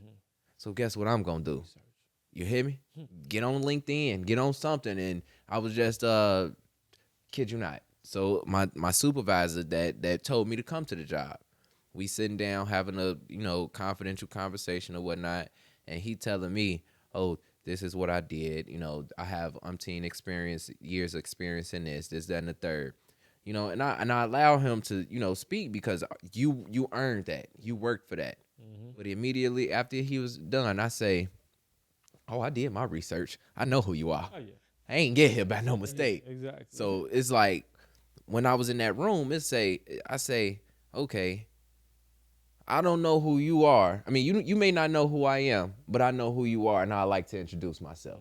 Because guess what? If I got all these good people around me, or all these people who can help me get to where I want to go, I'd be crazy if I don't make no connections. Yeah, I mean, and knowing how to network too. Because I've seen, man, look, I done been in the whole situation, you know, that with the fake black excellence, when, you know, oh, we could put on some events. We know how to put on some events. We know how to show up. We know how to dress all nice, but it ends up being a fashion show. You see what I mean? People only talking at the tables with people they know. What's the point of being at a networking event if you're not networking? And if you do meet somebody, you happen to get a business card or a phone number. No follow up. No follow up. You ain't do no follow up. You lost the business card. And when I tell you, it's a little slot in my car, right? You know how you got the little panel or whatever in the middle. You got the little button that sometimes you have a little compartment right there. When I tell you I got each and every business card that I've got, because guess what? It be times where I come across a situation, or even when it comes down to like working with the crew, right? Oh, did we need this? Or, it'd be good if we had this, or if we knew a person who was connected to this. I'll hold up real quick. This person, up right there, y'all. Yeah. Let's make this call. Or even if I don't make that call, here you go, brother. Yeah. Go ahead and make that call. See, the purpose of that networking event is to break the ice, into a possible new relationship. You see, then Relationships are key. is everything. So now the follow up, it's the saying where you say, you got to strike while the iron is hot. I put that philosophy with everything. So, I'm doing my follow up starting next day, right? Via text, phone, whatever. Because now if we don't bridge the gap into an actual functioning relationship, it's not gonna be because of me, right? So at least I'm gonna shoot my shot and do my follow up and stuff like that. Now I'm not gonna chase nobody. I'm not gonna do that. No, you ain't wrong, brother. Now, but strike while the iron's hot. First of all, if somebody's busy in their world, they're gonna forget about you if you don't, you wait a month down the line, like, hey, yeah, remember we met at the networking event? Which one? Remember we met, you know what I'm saying? Which one? Like, you're gonna be in the back of somebody's membrane. So strike while the iron is hot, and you try to find a way to hurry up and bridge the gap in the relationship. Get to know who the person is, and allow them to get to know who you are, so we can see if we fit with each other's situation. Or the alignment is there. It's time to move. Now it's time to work. You know what I'm saying? So it's like, my worst fear is is missing opportunity. You see what I mean? While at the same time realizing, unfortunately you can't take on every opportunity, and every opportunity is not for you. You see what I mean? Or it's not proper time. It's by just prioritizing things that make sense, for that present moment and for the long-term mission. And that's why I mentioned earlier, it's not about being in every room. It's about being in all the right rooms. Because if you in every room, you missing something. You're gonna run out of gas. There you go. Because you're not converting. You're not converting the relationships. That take time. I do a big event, do follow-ups. That might take me into the next month. You see what I mean? Because now we working together. We doing this. We doing all these initiatives and stuff like that. It's building relationships that is the initial investment. And that's honestly something that I'm glad I learned at an early age, because and I'm thankful for Foot Locker for that, right? Because it was that building a relationship with my manager, or even at the school, building a relationship with the guy who seen potential in me, right? Because at the end of the day, those people that you build relationships with, that's who you can go back to. Always build, again, I believe in insurance policies, because no matter how good or great, successful, and even just a safety net, just something to fall back on just in case. I don't always keep all my vehicles. At one point I had 4 vehicles. You see what I mean? Just in case. And at one point I needed all 4 of them. You know what I'm saying? At one point, 2 of them was in the shop, another one was being lent out to a family member, and I was left with this one. And like, yep, you see why I do what I do? You gotta have a backup plan. If I move into a new house, if I can, I'm still keeping the other one. You see what I mean? It's like keeping and managing your assets. You know what I'm saying? It's like automatically just giving away stuff and just stuff like that. Now I give, but I keep my assets for the most part. I just keep building on top of it. Type. Yeah. You see what I mean? You gotta build your portfolio. Yeah. It's like, everything counts. Or I might start a project today. Or, if we might talk about something, I get an idea, a business idea. I'll do everything to initiate it. Maybe come up with the branding. Maybe initiate the website. Get it started. Put a little gas in the tank. You know what I'm saying? I might not fill it up because it might not be the time to execute it. Yeah. But I'm gonna do enough so it can't be forgotten. So I'm gonna put it on the stove. Let it marinate a little bit. And when the time comes, it might be by way of another association, at another event, at another endeavor. And it's like, when the time is right. Oh yeah. Hey, I got something. Let's make it happen. Yep. Game time. You see what I mean? You got to have as many pots on the stove as possible. You see what I mean? These are assets. Every idea is an asset. And you can't let them go. No, I don't, bro. I've reestablished ideas from I've just recently, like from over 10 years ago, revamped it. You see what I mean? Now's the time. You see what I mean? Crazy. You know what I'm saying? It's just like completely, but again, it's about time. It's like now we're in the time. And I'll tell you something about that too. Like, and people ask me like, why do you do the things that you do, or how do you come up with the things that you come up with?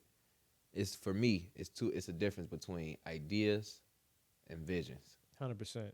So, like you said, you got ideas from 10 years ago. No, brother, those was visions. So when the difference between, I'll tell you the way that I believe, the difference between ideas and visions, ideas, they'll come up once. They may come up twice. And you might even forget about it. But those visions, those going to keep on coming up. It's going to keep on. It may not, like you said, it may not be right away. It may be 2 years, 5 years, 10 years. But that vision is going to keep on replaying. So then when the time is right, you can say, like you said, hold on, I already got a plan for that. 1,000%. I already thought about it. But because of what you did or what you got going on, you can help me bring that vision to life. So exactly, you good, man. You good. There's definitely a difference between, idea, and that's more important to understand nowadays, to be honest with you, because maybe 5 years plus ago, it was safe to just have a good idea. You got a good idea, man. I've been okay, let me hear you. Nowadays you got to have the idea, the vision, and the mental fortitude, and the action button right there, like immediately. Like we had to put action to the idea now in the fullest capacity, because every Joe Blow has the ability, if they have the basic vision, to be able to see what's available right now as far as technology. It's people, grandmas out here creating clones of themselves and producing hip hop artists and stuff like that. It's somebody mom out here building, applications and stuff like that. And people are like, oh yeah, that's cool. It's cool, but we need to consider what that means. You see what I mean? Because so that means that, oh, you got a good idea. That means a million more people have that same idea. Not only the same idea, but the same opportunity to be able to do what you just thought about. You know, that makes me think of, and I'm pretty sure a lot of people, because I heard people say it too. You'll come up with an idea, you'll come up with something, and be like, you know what? I need to hurry up and do something about that before somebody else do it. That's the reality of it. That's normal, but now it's even worse. Everybody in line to do the same thing. Everybody, listen. Look, when I was building my first websites back in like 2005-ish, I was building not only websites, I was building platforms like MySpace. So we was MySpace back in the day. Yeah. So I was building those type of networks. There was through third party frameworks and stuff like that, but nobody knew about that type of stuff. You know what I'm saying? Even then.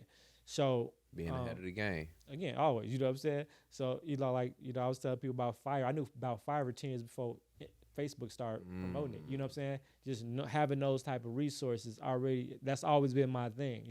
If everybody's talking about that, I'm going to be over there. You know what I'm saying? Already exceeding that. Yeah, and because all I'm doing is like, all right, so, okay, everybody's doing that. They're going to go from here and go here and go. Okay, I'm going to set up shop right there. I'm going to put everything over there. Then it's a patient game, not immediate reward, because they got to put in the initial time, investment, equity, and stuff like that. But I'm cool. You know what I'm saying? Because that's not, I have my today capital. My today capital is over here. You see what I mean? And then my tomorrow capital, that's going to be for 5 years ago, 5 years from now. Because guess what? Why you working on today's capital? Why you prepare for tomorrow's capital? Guess what?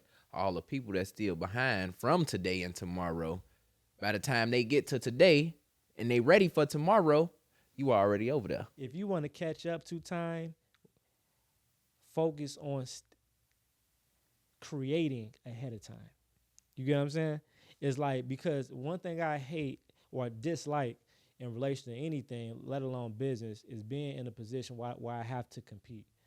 Competition makes absolutely no sense. If you're in a position where people like, you might have people that think they're competing with you. That's a different story. Yeah. You know what I'm saying? Because they don't even know what they're looking at. They're looking on from the outside. Well, they say you can't compete where you don't compare. Yeah. So, but I'm talking about like if you actually in an environment in an industry where you have to compete to survive and make money and stuff like that, that means you may not be in the wrong industry. You're playing the game. You're playing the game within that industry wrong. You're doing something wrong. Yeah.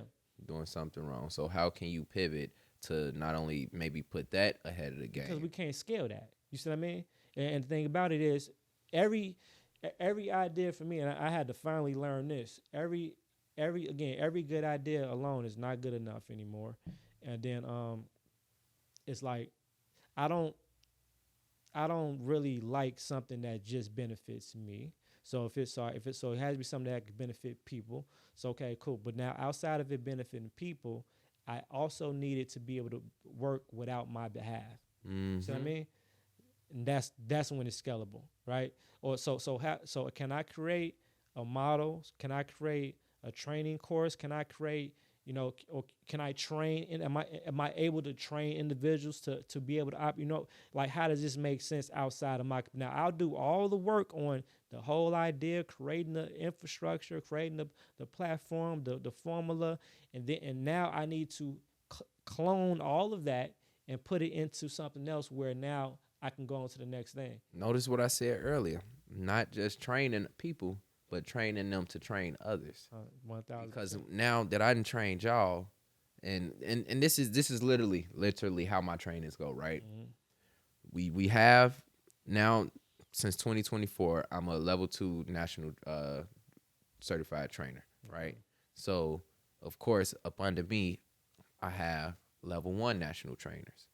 So the level 1 trainers are conducting the training. Okay. Whereas I'm in the background.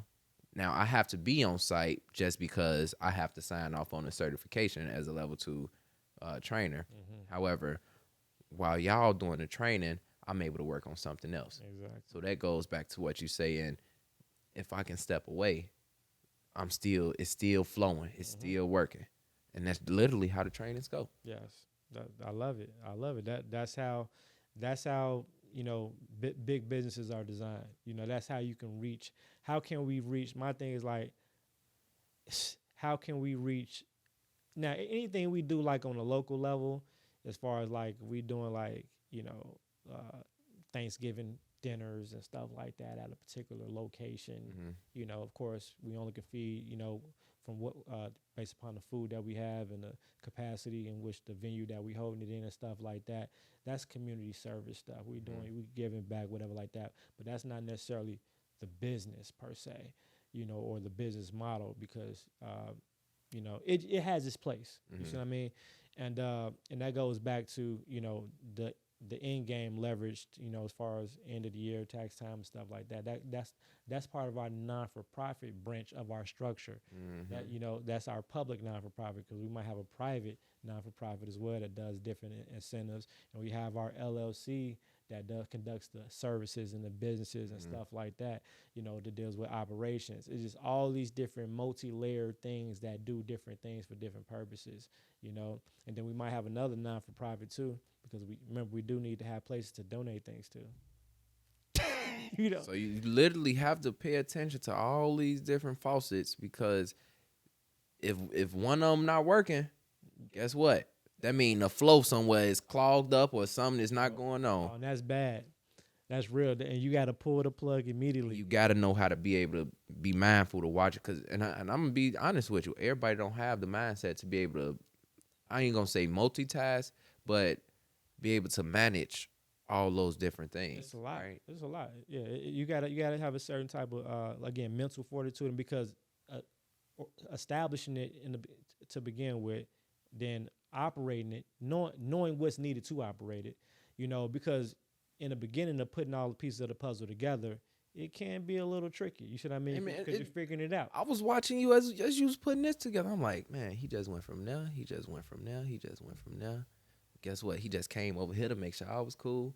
Yeah. And it all just flow together. All troubleshooting. But it took X amount of hours and X amount of time to get it to the point where, because typically, like I said, usually, one of my brothers out here, engineering and stuff like that. But this space is designed so that if I'm here alone, I can very well fully operate. You notice that faucet is closed or it's off. So this is particularly designed. You see what I mean? And then the little part that you seen, that's because I'm running behind schedule and stuff like that. You wouldn't even seen that part on putting the memory cards in, making sure that the memory cards are flushed and formatted and stuff like that. All you would have seen is me probably pressing one of the buttons to record, and we would just sat down. So that little part too was too much. You see what I mean? I feel you. But the science of that is like, but it took me, I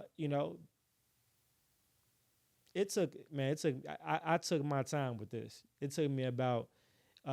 Again, this not my, like I do this, this community service, But I mean, it's good, man. Like when I walked in, I was coming from where I came from. I'm like, okay, what we getting into. But, once I walked in, I'm like, oh man, this is good. Yeah, I'm glad. I'm glad. You can tell that you invested in this and you put some real thought into it, and this was not done by no mistake. You was real intentional about everything that you put into. Yeah, I had to really, I had to go. It was a bit of discomfort because, sir, I'm good at a lot of things. I can get good at a lot of things if I want to, type, But it's like I know how to all right, I know myself, right? So it's like I learned how to not spread myself too thin. You know what I'm saying? So if I'm gonna get involved with something, how can I make this make sense for sure, right?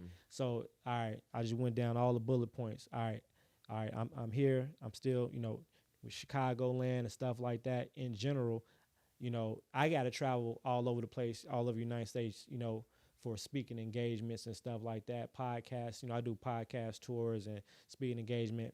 And Chicago never is really on the list. And it's not because I haven't tried to reach out to people and, my PR hasn't tried to connect.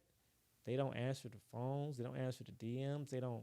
I'm like, what is wrong with you guys? You know what I'm saying? I get it. It's like, I don't understand. It's like, so I'm moving out the fact that, okay, I want to do more of this, but I can't, right? I can't because it's not available, so I have to create it, right? So this will be a resource that now I can have unlimited, engagement or for content in my favor, and as well as share with my peers or anybody that I feel like I want to share that invitation with. So it had a dual purpose. So I have a benefit, and I can use it to benefit others. And also I tell you my whole game plan. Again, it's gonna make me money eventually, but my thing, as long as I get back what I put in, I'm good off that, because the value in which the stage is gonna give me, as far as creating a doorway and a stage that will bring opportunities by way of the human resources that will come here, right? That will start, open up doors. That will start the new friendships and relationships, stuff like that. That is the equity But sometimes in order to grow, you got to be uncomfortable. Oh yeah, I love it. The uncomfortable, the uncomfort tells you that it's something big. And it also tells me like, that means that other people that would try to do that same thing will feel uncomfortable too. And I know most people fold up under pressure. So that's anytime that's justification for me. That's all I need. It's like, actually, that's why I go deeper into harder tasks. You see what I mean? It's like, all right, if I get this set up. And man, you on the same page as me, because the first thing that I always encounter is you're young. So like I said, being in position, the very first time that I was told was in high school. Oh, our officers are juniors and seniors. Okay, well, guess what? I'm gonna put myself out there, and I'm finna get all these, because it's a voting system too. It's officers. And I'm gonna get all the kids to vote for me. And guess what? What you gonna do then? You can't do nothing. Right. So then I step into Foot Locker. I had to put myself in uncomfortable positions, because guess what? I had peers around me that was my age. We all hired as part-timers, but guess what? I see something bigger than that. So while they all uncomfortable being in that position, guess what? They don't want to step into it. Right. So when I step into it, not only do I have to leave, but I gotta embrace it. Right. You got the responsibility now. Because everywhere that I was going, I kid you not, once I became a store manager, it was probably half my staff that was older than me. So how do you know how uncomfortable that is? Like, Oh yeah, you gotta build that respect and deal with everything else to get that respect. and the store that I was hired in, they promoted me out of the store. And I'm like, man, it's a position right here with, I'm comfortable. I'm with my Oh, people. that's even so they. So I had to move out the space. So you weren't even home court with it. I had to not only build new relationships, but then once I came, and it made sense though, because if I would have stayed where I was at, I still wouldn't have had that respect. I got yeah. You're right. Because everybody Because see they me as the seen- they peers. seen- yeah, yeah, So once I stepped out of that comfort, and I'm like, okay, yeah. this is what growth looks like. And even though I'm young, this is what I'm gonna be. This is gonna be the same problem everywhere that I go, because it's not stopping here. It's not. It's only keep going and keep going and keep going. And when I'll tell you offline what my biggest aspiration is. But even with that, people are gonna be like, nah, it's no way possible. And this is something that I know. And it gets uncomfortable. Yeah. But guess what? It's even more comfortable. And I hate to be that person to say, I told you it was possible. Yeah, yeah. I It's love possible. it. I love saying it. Because when you get to the point where you can say it, you don't even gotta say it. You see what I mean? That's the beauty in it. That was good right there, because you ain't got to say it. It'd be the actions. It'd be the actions. You ain't gotta say nothing. It'd be the actions. And then that's where that intimidation comes in, that and all this and that. Like, I'm never the person that's gonna walk into a room and demand a space. My personality do it for me. Yeah, and it's a science to that too. It's like we got to get to the point where we're uncomfortable being comfortable. I think being comfortable is I have issues being comfortable. You see what I mean? Where it's like, because I know what comes with that. You see what I mean? I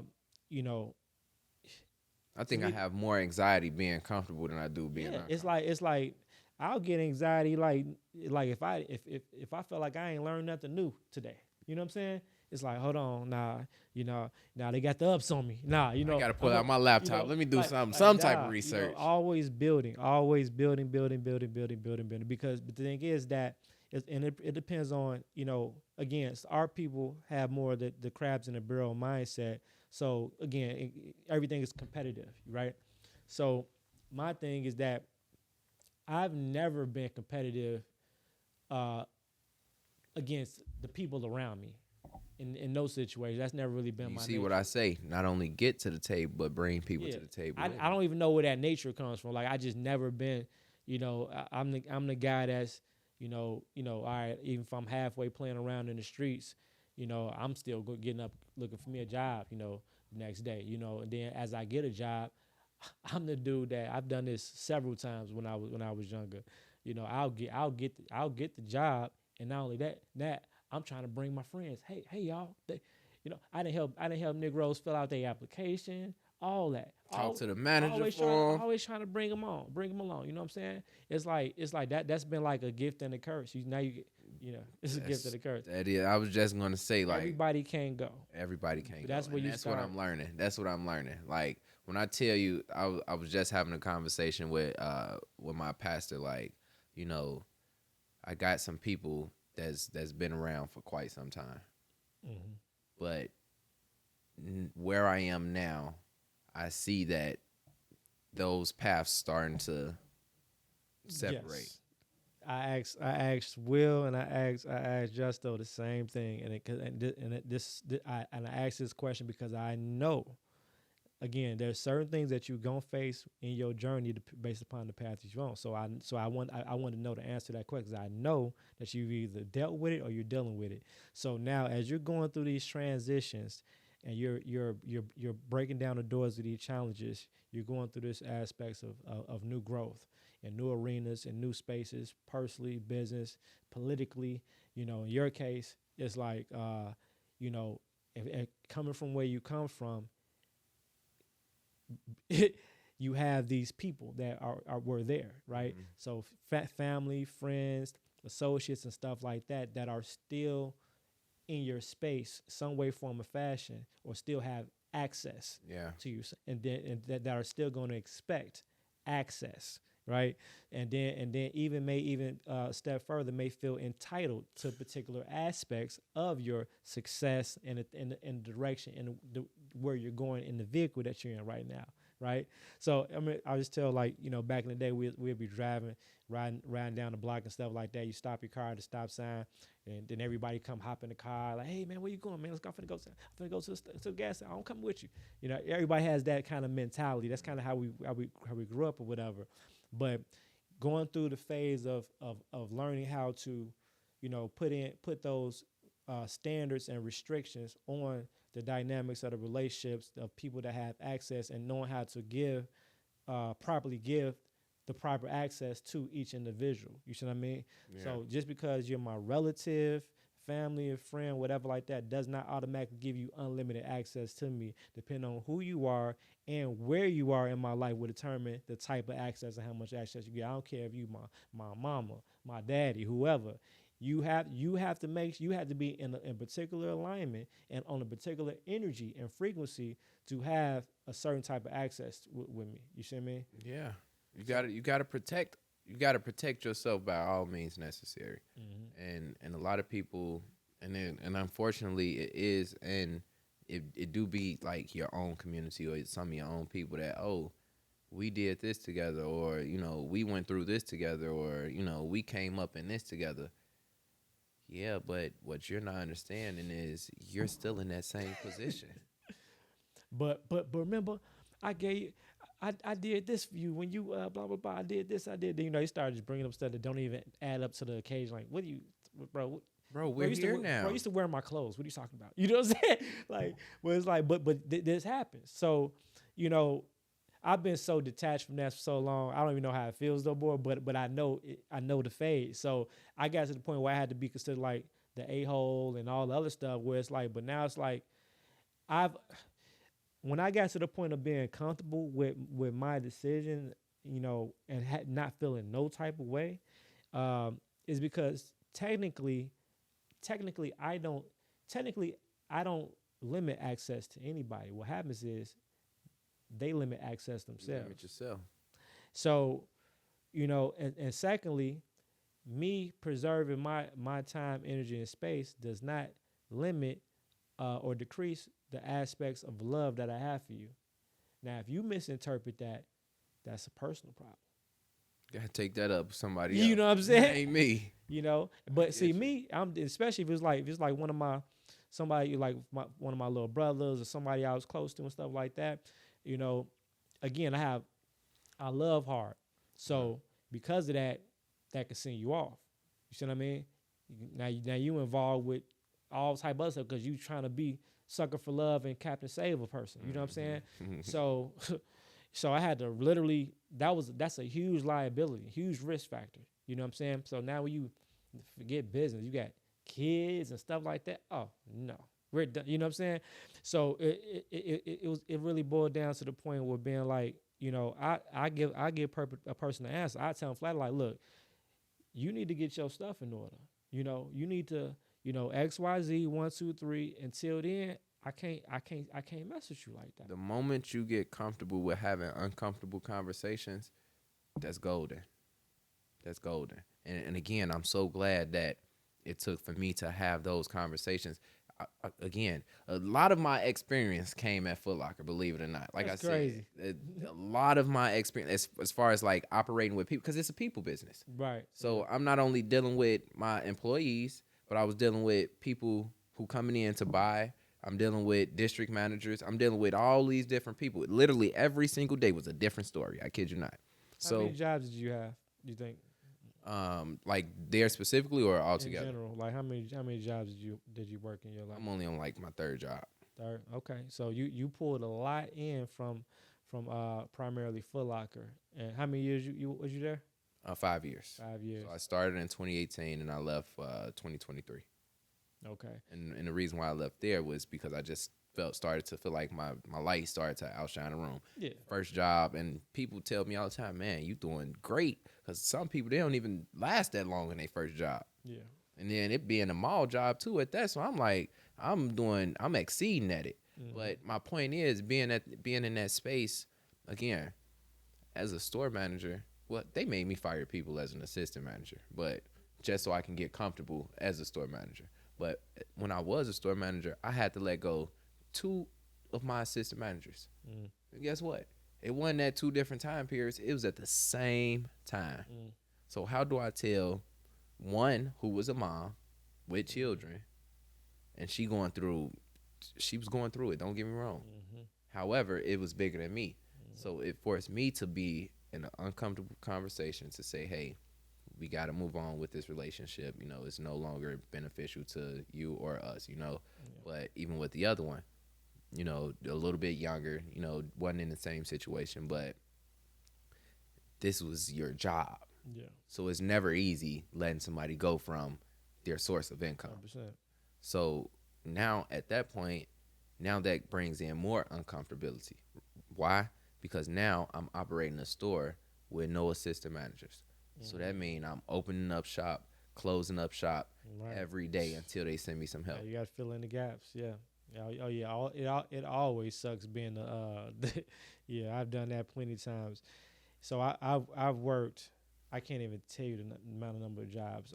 I've probably had about 30 plus jobs. How old you say you are, man? I'm 40. Don't look like it. Oh, thank you. What they say, you doing something right. Black don't, you gotta Unless you use it. Look, I mean, staying youthful. Yeah, and part of staying youthful is keeping that brain fed. You know, keeping your body right. You know, eating right, and just being conscious overall. You know what I'm saying? Like you said, you always growing. And the first thing that's on my resume, and you mentioned this earlier, what's on your resume? The very first thing you read Kobe Lofton. And then right after that, growth oriented. Yeah. And then everything else follows. Because if I'm not in a position to grow, I'm not in the right position. 1,000%. You know, I think I know that a lot of my character as far as in business came from the multitude of all these different jobs. But I know I've never been meant to, I guess, work for somebody else because it's just, you know, I probably worked the longest, probably 3 years at one place, maybe 4, and you know, but on the flip side, short periods of time being in leadership positions and maximizing my time while I was there. You know, if I'm gonna be there, I'm gonna try to be the best. I'm gonna try to, you know, cover every area. You know, I remember as I was working at the Hilton Garden Inn in downtown Chicago. I worked every position. I was the bellman. I was valet. I started off washing dishes though. Wash dishes, you know, always the ground up. Wash dishes, work my way outside dishes, room service, front desk, valet. And when I became a valet and bellman, I felt like I was the man. So now I'm making, you know, all this extra cash, stuff like that. Then, you know, bartending. I used to have a job. I used to have a problem being on time, right? So that was my problem in general with work. You know what I'm saying? That's me. But when I get there, I'm performing. I'm gonna get there, and you gonna get the best person ever. Get there, so they loved me so much. Shout out to my manager Andrew Scarlett. So you know, he kind of molded me because I didn't like talking to people. I didn't like, you know, I couldn't. He's always trying to make me smile, and I used to be like, man, you know what I'm saying? But I was like a real introvert, like horrible. You know what I'm saying? Potential. Like horrible. Like he forced me out of that. You know what I'm saying? But I had to do it to get my money too. So I got you know having experience with people now. You know, dealing with people, know how to communicate and stuff like that. You know, even though I could still say I might not like doing it's not my comfort suit, but I know how. You see what I mean? So that's the most important thing, and I see the benefit of it now. It's like, you know, so but. That man loved me so much. I got fired twice from the same place, right? The first time I got fired, I ended up working outside, and technically the company outside was a different company than the hotel. The hotel just hired the company to provide the valet. So I got fired from inside, and I'm outside. Like they're like, dude, how you still here? And because everybody messed with me. You know what I'm saying? So I got hired by them. And then I ended up getting hired back at the Hilton Garden Inn again. after I left the valet, it was like crazy. But so I always had that. But you was doing what you was supposed to do. You was building relationships. I dominate, and I over exceed my task when I'm there, and I just know how to execute. Yeah, just that I always like being on my own time. Yeah. So that's why everything I do is kind of like it got to be on my time. It got to be on my time. And I got that problem bad, man. And like you say, it take for people to put you in positions. Like it was a guy at Foot Locker, the same guy that hired me at Foot Locker, the same guy who promoted me to assistant manager, and it was the same guy who promoted me to store manager. And throughout all that time, it took for me to leave. He sent me out, say, all right, I can't do nothing with you right now. You got to go out there and get your feet wet. You got to go learn, get some experience. But guess what? When it was time, all right, bro, come on back. Now it's time for me to, like, when I first got hired, I kid you not, I'll tell you a quick story. He hired me out at Fox Valley Mall in Aurora, JB. Okay. It's still in my life to this day. Again, black man, anybody wisdom black, listen, stay around because you know something that I don't know. And when I run into that problem, I want you to help me get through it. Yeah. So hired me out in Aurora, and he'll tell anybody. He did not like me when I first started. He didn't. Like, I don't even know why he hired me if he didn't like me. But from there, he would tell me, he'd say, all right, my mom was moving back to Chicago, back out west, because we had left for 2016. It was getting bad on the west side, especially to be black. So we go to Aurora. I got hired there 2018, come back 2020. He say, look, go to this store. I'm sending you here. Mind you, he already prepared me to be able to be an assistant manager. I just didn't have the title. So he said, go to this store, and I'll be there in February. So my very first interaction there, I'm at the gate on time. I'm actually on time this time. And I'm like, yo, y'all gonna let me in or what? Like, I'm here to get to work. I had to call him, and he called the store manager that was there because the assistant manager, he told me, he say, and I ain't never seen this out of all my years there. He say, all right, you know how they had the little seats outside the stores or whatever? He say, go sit over there until we open up. Cool. So when I tell you he got chewed up for that, because come on now, you don't treat nobody like that. But then from there, he say, all right, he did the finishing, polishing up, to be able to step into that assistant manager role. But he say, I got to send you out. I can't let you stay here. And that goes back to the conversation about being comfortable with my peers and all of those things, right?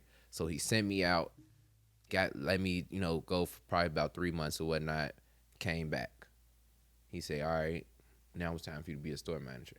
However, this was at North Riverside because he top dog up in it. He had been doing it for a while. So in order to be a store manager at Foot Locker at North Riverside, you had to be around for some time and prove your worth. So he like, I can't promote you as a store manager here, but I'm going to send you out to a smaller volume store, and then I'm going to bring you back. So it's just those key moments along the way, having somebody attached to you that know, like you said, he pushed you, and then he brought you back. But that's because he knew you knew how to execute. You had potential to be something that was, even if it wasn't, like you say, it don't last forever. Yeah. But while I'm here, you gonna know my presence is here. Yeah, for sure. Yeah, shout out to all the good managers out there, and because there ain't a lot of them, to be honest with you. Good. If I was to think, there's quite a few. I've learned from everything I've done. Even the jobs that I couldn't stand. There's jobs I couldn't. I'm talking about, man. Look, I'm talking about like horrible. Like the third job for me, it was the post office. What was a mail carrier? Never. That was the job that he told me I came in, talked to everybody, and being outspoken. And when I tell you he made me hate that job every day walking in there, it's all good, brother. You gonna get yours. You're gonna get yours. You in his turn. He's the man, Seeing me coming in young, dealing with egos at a workforce. Oh my God. That was a test too, because again, me being who I am, I'm gonna respect somebody, based upon, their position and stuff like that. But that doesn't give you, some people overuse their power and authority, and they start breaking certain ethical codes as far as man law and stuff like that. I'm like, bro, you're not finna talk to me like I'm your kid, because it'll get real crazy in here real quick. Like stuff like that. But it's like, because most people just like be like, nah, I'm at work, he's my boss. Nah, that's not in me. Because people get, like, I worked for factories too. Like, if you ever work for a factory, like some of the Ford factories and stuff like that, they treat people like trash. I remember my last day I worked for this company called Lear in Hammond, and we used to make the seats for Ford and Lincoln, the headrests and stuff like that. And so assembly line work 6 p.m. to 6 a.m. in the morning, standing up, choo, choo, choo, choo, choo, all day, choo, choo, robot action. So I'm like, all right, but I've always been building my own stuff. I've been my entrepreneurship journey since I was 17. Like, I was fresh in the game, trying to start my own business, whatever you look at. You see what I mean? I just didn't have any outsourced. I didn't have any images to look at. Yeah. I didn't have nothing. You know what I'm saying? That's what I'm saying. See a few things to believe what you guys are doing? You are in a powerful space, and a powerful space in the world, in a powerful time. You see what I mean? It's like, because I know the power of being able to see. I couldn't see nothing, so I had to really figure stuff out on my own. It's like, all right, put yourself in position. yeah, like talking about troubleshoot. So last day on the job, on this job, I think this is the second to last job I ever worked in my life, and then I think this was 2007, something like that. I was about 5 years old. Dang. That's crazy. You say that, and I talk to you, and people, it's like, I know I'm 40, about to go on 41, but it's like, in my mind and in my space and my energy, it's like, in my mind, we peers. You know what I'm saying? As far as like energy wise, because like, I have an anti thing about getting old, and then I'm like, I just don't believe in it. You know what I'm saying? So, it's like, if I go play basketball, I'm going to play with the young ones. You know what I'm saying? I ain't finna play with the old heads, playing with these guys. That's not gonna be no benefit. We're gonna cramp up together. Let me go. You gotta. And I tell people that all the time, like, kid you not, I coach football at school. Well, I stepped away now because with this political stuff, it gets heavy. But being in position on that football field, normally, tell me how many coaches that's gonna run those 50s with those football players. Oh, exactly. So I get myself out there. Hey, coach, what you doing? I'm not finna make y'all do nothing that I'm not gonna do. 100%. So if I'm gonna have y'all running 10 50s, guess what? I'm gonna go up and down. Each one. May not be able to keep up with y'all because y'all got a little bit more energy, but I got to keep myself, like you said, got to feed yourself. Yeah.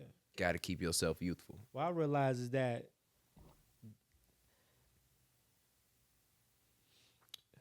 when you, as far as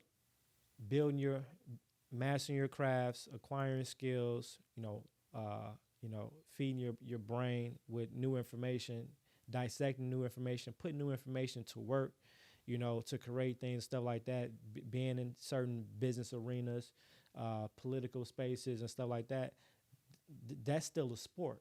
That's still a sport. And to be great at any sport, it takes conditioning. And, it's the same thing. So it still takes, you better do your push-ups and sit-ups, because that's the only thing that's going to push your mind to keep going when your brain be trying to be like, because you don't want, matter of fact, that's to prevent your brain from telling you, nah, forget about it. Just go to sleep or do this or that. Got to use your body to push through your mind trying to send you off. Because once this started turning on you, it's over with. Yeah, it's all about discipline. Yeah. Once you create that discipline to say, no, I'm going to keep going. I ain't shutting down just yet. I used to work 12 hours a day, and then come home and work 4 for myself. I said I refuse to put in X amount of time on a plantation and then give yourself nothing. I still got to put back in, and then while I'm there, I'm gonna do anything I possibly can to feed into myself in whatever capacity. So I couldn't do much working out an assembly line, but I made sure I had my iPod at the time, So I'm listening to motivational speeches. I'm listening to, whatever I could be listening to at the time. I'm writing notes on my notepad on Feeding some yourself, dudes. still Yeah, feeding yourself. I'm there physically, but mentally I'm in my own world. You see what I mean? And then when I get home, I'm gonna give myself my time, and then the goal was to leverage and work my way out. That never worked out though. I had to start off. I had to just get it without those attachments. Sometimes you got to be forced out of that situation because it kind of people get lucky in being able to transition out. But that's luck, or depending on just being in a good position, in particular in the right job or whatever that. Once you called out of something, you just got to be obedient. But I believe in having your heart and your spirit being connected to whatever you're doing, and I never been able to detach that. So that's the reason why I lost that job, that last job at that factory, because at that point I was in leadership position. So even though I didn't work for the company because I had a background at the time, and then so I had to work for a temp agency. So paid the less, whatever like that. But I got good, close to the management, because I used to check them. You know what I'm saying? Like, yo, I ain't, but I was good, and I still stood on my ground. So ain't folding for that. So like, man, you know what I'm saying? Like, so I'm starting now. I'm directing and stuff like that. So part of that was I just, it was a young lady. When you work at the factories, all factories work like this, especially if it's tied to automotive. So you got, say, by 6 a.m., you got to hit 600 counts, 600 vehicles got to be built, right? Now, you can't leave until you hit the 600. Oh, really? Oh, yeah. So you're supposed to get off at 6, but, you ain't hit that mark. It might be 6:30, 7 o'clock, whatever like that. So we be pumping. So what happens is sometimes most of the time we get up out of there, but either only thing that could stop us if one of the lines go down. So machine issue. So defect. So we got to wait for it to get back up, technician to come. If they could fix this tonight, then we got to keep on going and get up out of there. This time it wasn't technical issues. It was the actual person. So one of our people, you know what I'm saying? So she's young lady was down there working and ended up passing out. So she's passing out. I don't know if she having a seizure or what. It just, and then so the guy that was the manager of the of that location, he's just looking all stressed out, like he looking at the clock, then looking at the numbers, like, like you could tell we worried about her, he's worried about the numbers. He ready to get going. What I'm saying? So he like, now I'm not working the assembly line at this point. I'm just monitoring everybody at this point. So, but he like, hey my man, you think can you cover that, man? So he like, I'm like. So my first mind, I'm like, all right, you know what I'm saying? So I started so we could work the assembly line. So we started back up, and I could just feel everybody's energy. I'm a sponge. I feel energy. So it's like I'm feeling everybody's is loud too, but everybody's silent. Everybody like the tension was real high. Everybody is wanting to say something. Everybody want to do something, but they scared to talk out of term, and master gonna get mad, right? I might lose my job, right? Man, I did about 3 or 4 more chairs, and I took the chair and I slammed that joint down like, man, F this. And took my vest off, made sure she was good, the ambulance, stuff like that, walked off. And he like, hey, my man, started talking. Man, I must have turned around, and the rest was history. You know what I'm saying? And I say I'm a lead, and then I say what I need to say to him. I say, you meet me in the parking lot, do whatever you want to do. You ain't gonna talk crazy though, because it'll go left. Then he like, he didn't want to go outside, and then I walked off, and everybody was just, all I remember was like everybody was just clapping, and I left out. I mean, I got fired, but I'm like, hey, you said what needed to be said, and most importantly, I did what needed to be done. You know what I'm saying? Like standing up for your people. Yeah. You know what I'm saying? Like having compassion for mankind, for humans. You know what I'm saying? Like I don't care less about the numbers in these cars at this very moment. You like, heck with all this. You know this is something else we got more important.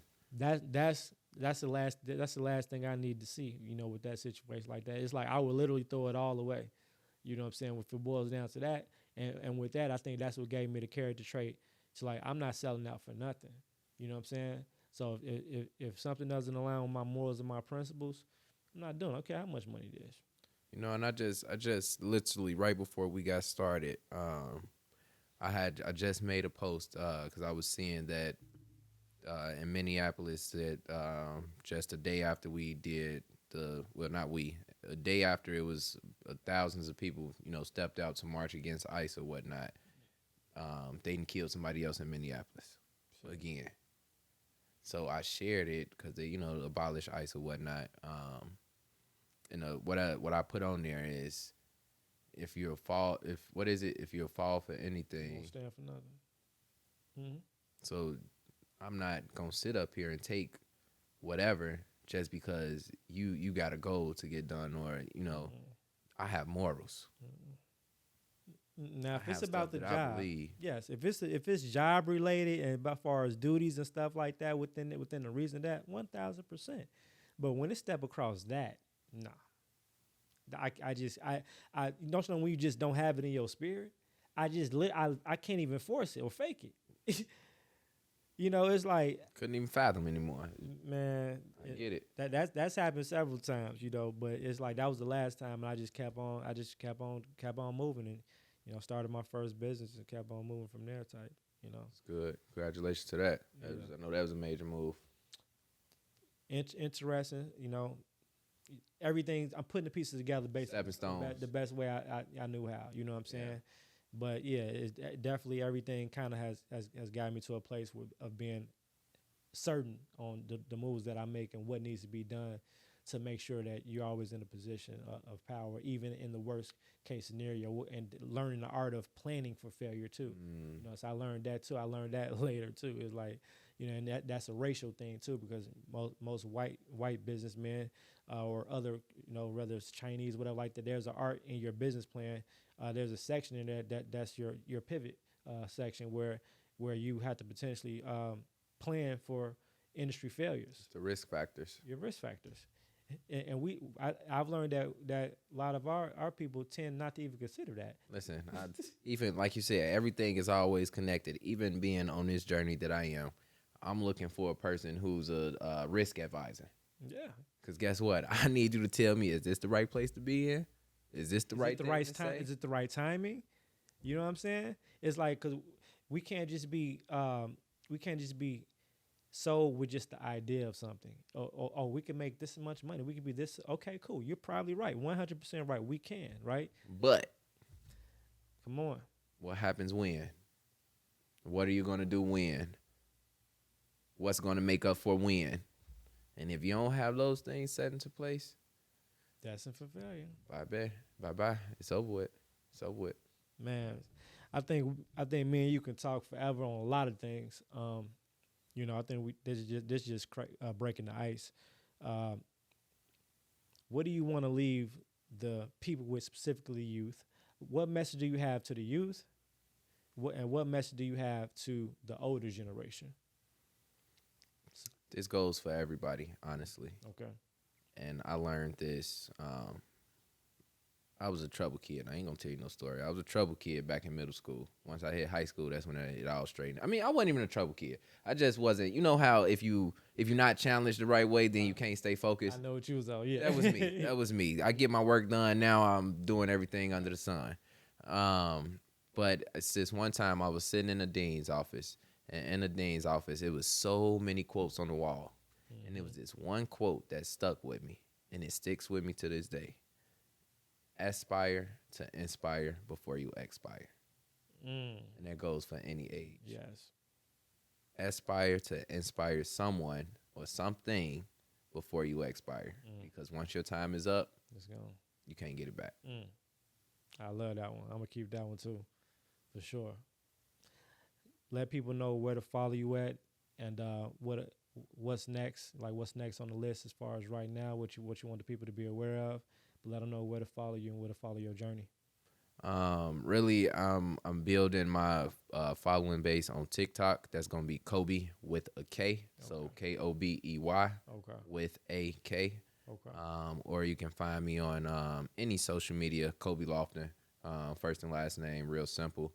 But really, just get engaged, come be a part of the conversation.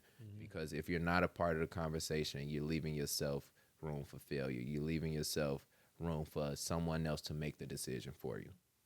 So help me push the limits, help me get to the table, and help me bring you along. That's about it.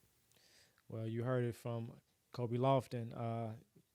I definitely would be a supporter of the movement, of you personally as well as your your team. Thank you. And you have my endorsement. You will have the endorsement of Chicago Nexus. Thank you. And and a lot more. Anything I could do within my capacity, because I see what you're doing. Now I've heard it from out of the horse's mouth. I've heard the vision. I see the vision, and I'm 1,000% on board in support of that. I appreciate it. Now we just executing at this moment, and whatever, I'm not gonna say whatever comes with that, but thinking about all the risk again, right? Thinking about what you should be doing, being intentional. Everything at this moment is about intentionality and making sure I'm in the right spaces, because even with this, right, I know that this is going to get to somebody who may need it, 100%. And every space may not need me. But the spaces that I do, I want to at least reach someone. 1,000%. My last question to you is, when you hear the word "owe nothing, demand everything," the phrase, what does that mean to you? And I sat and I thought when you first reached out, and I say, "Owe nothing, demand everything." One thing about that is just like, you don't owe anything to anyone. But what you must demand, like you only owe yourself. And if you don't dig into yourself, or if you don't pour into yourself, again, you gonna fall for anything. So you owe yourself first. You owe yourself first. And I don't think you owe anybody else. I mean, I owe it to my community. I owe it to the people that's coming behind me. But with that, I got to demand everything that come with it. Okay. So I'll leave it right there. Y'all heard it, y'all. Kobe Lofton. Stay tuned. Owe none, demand everything. Peace.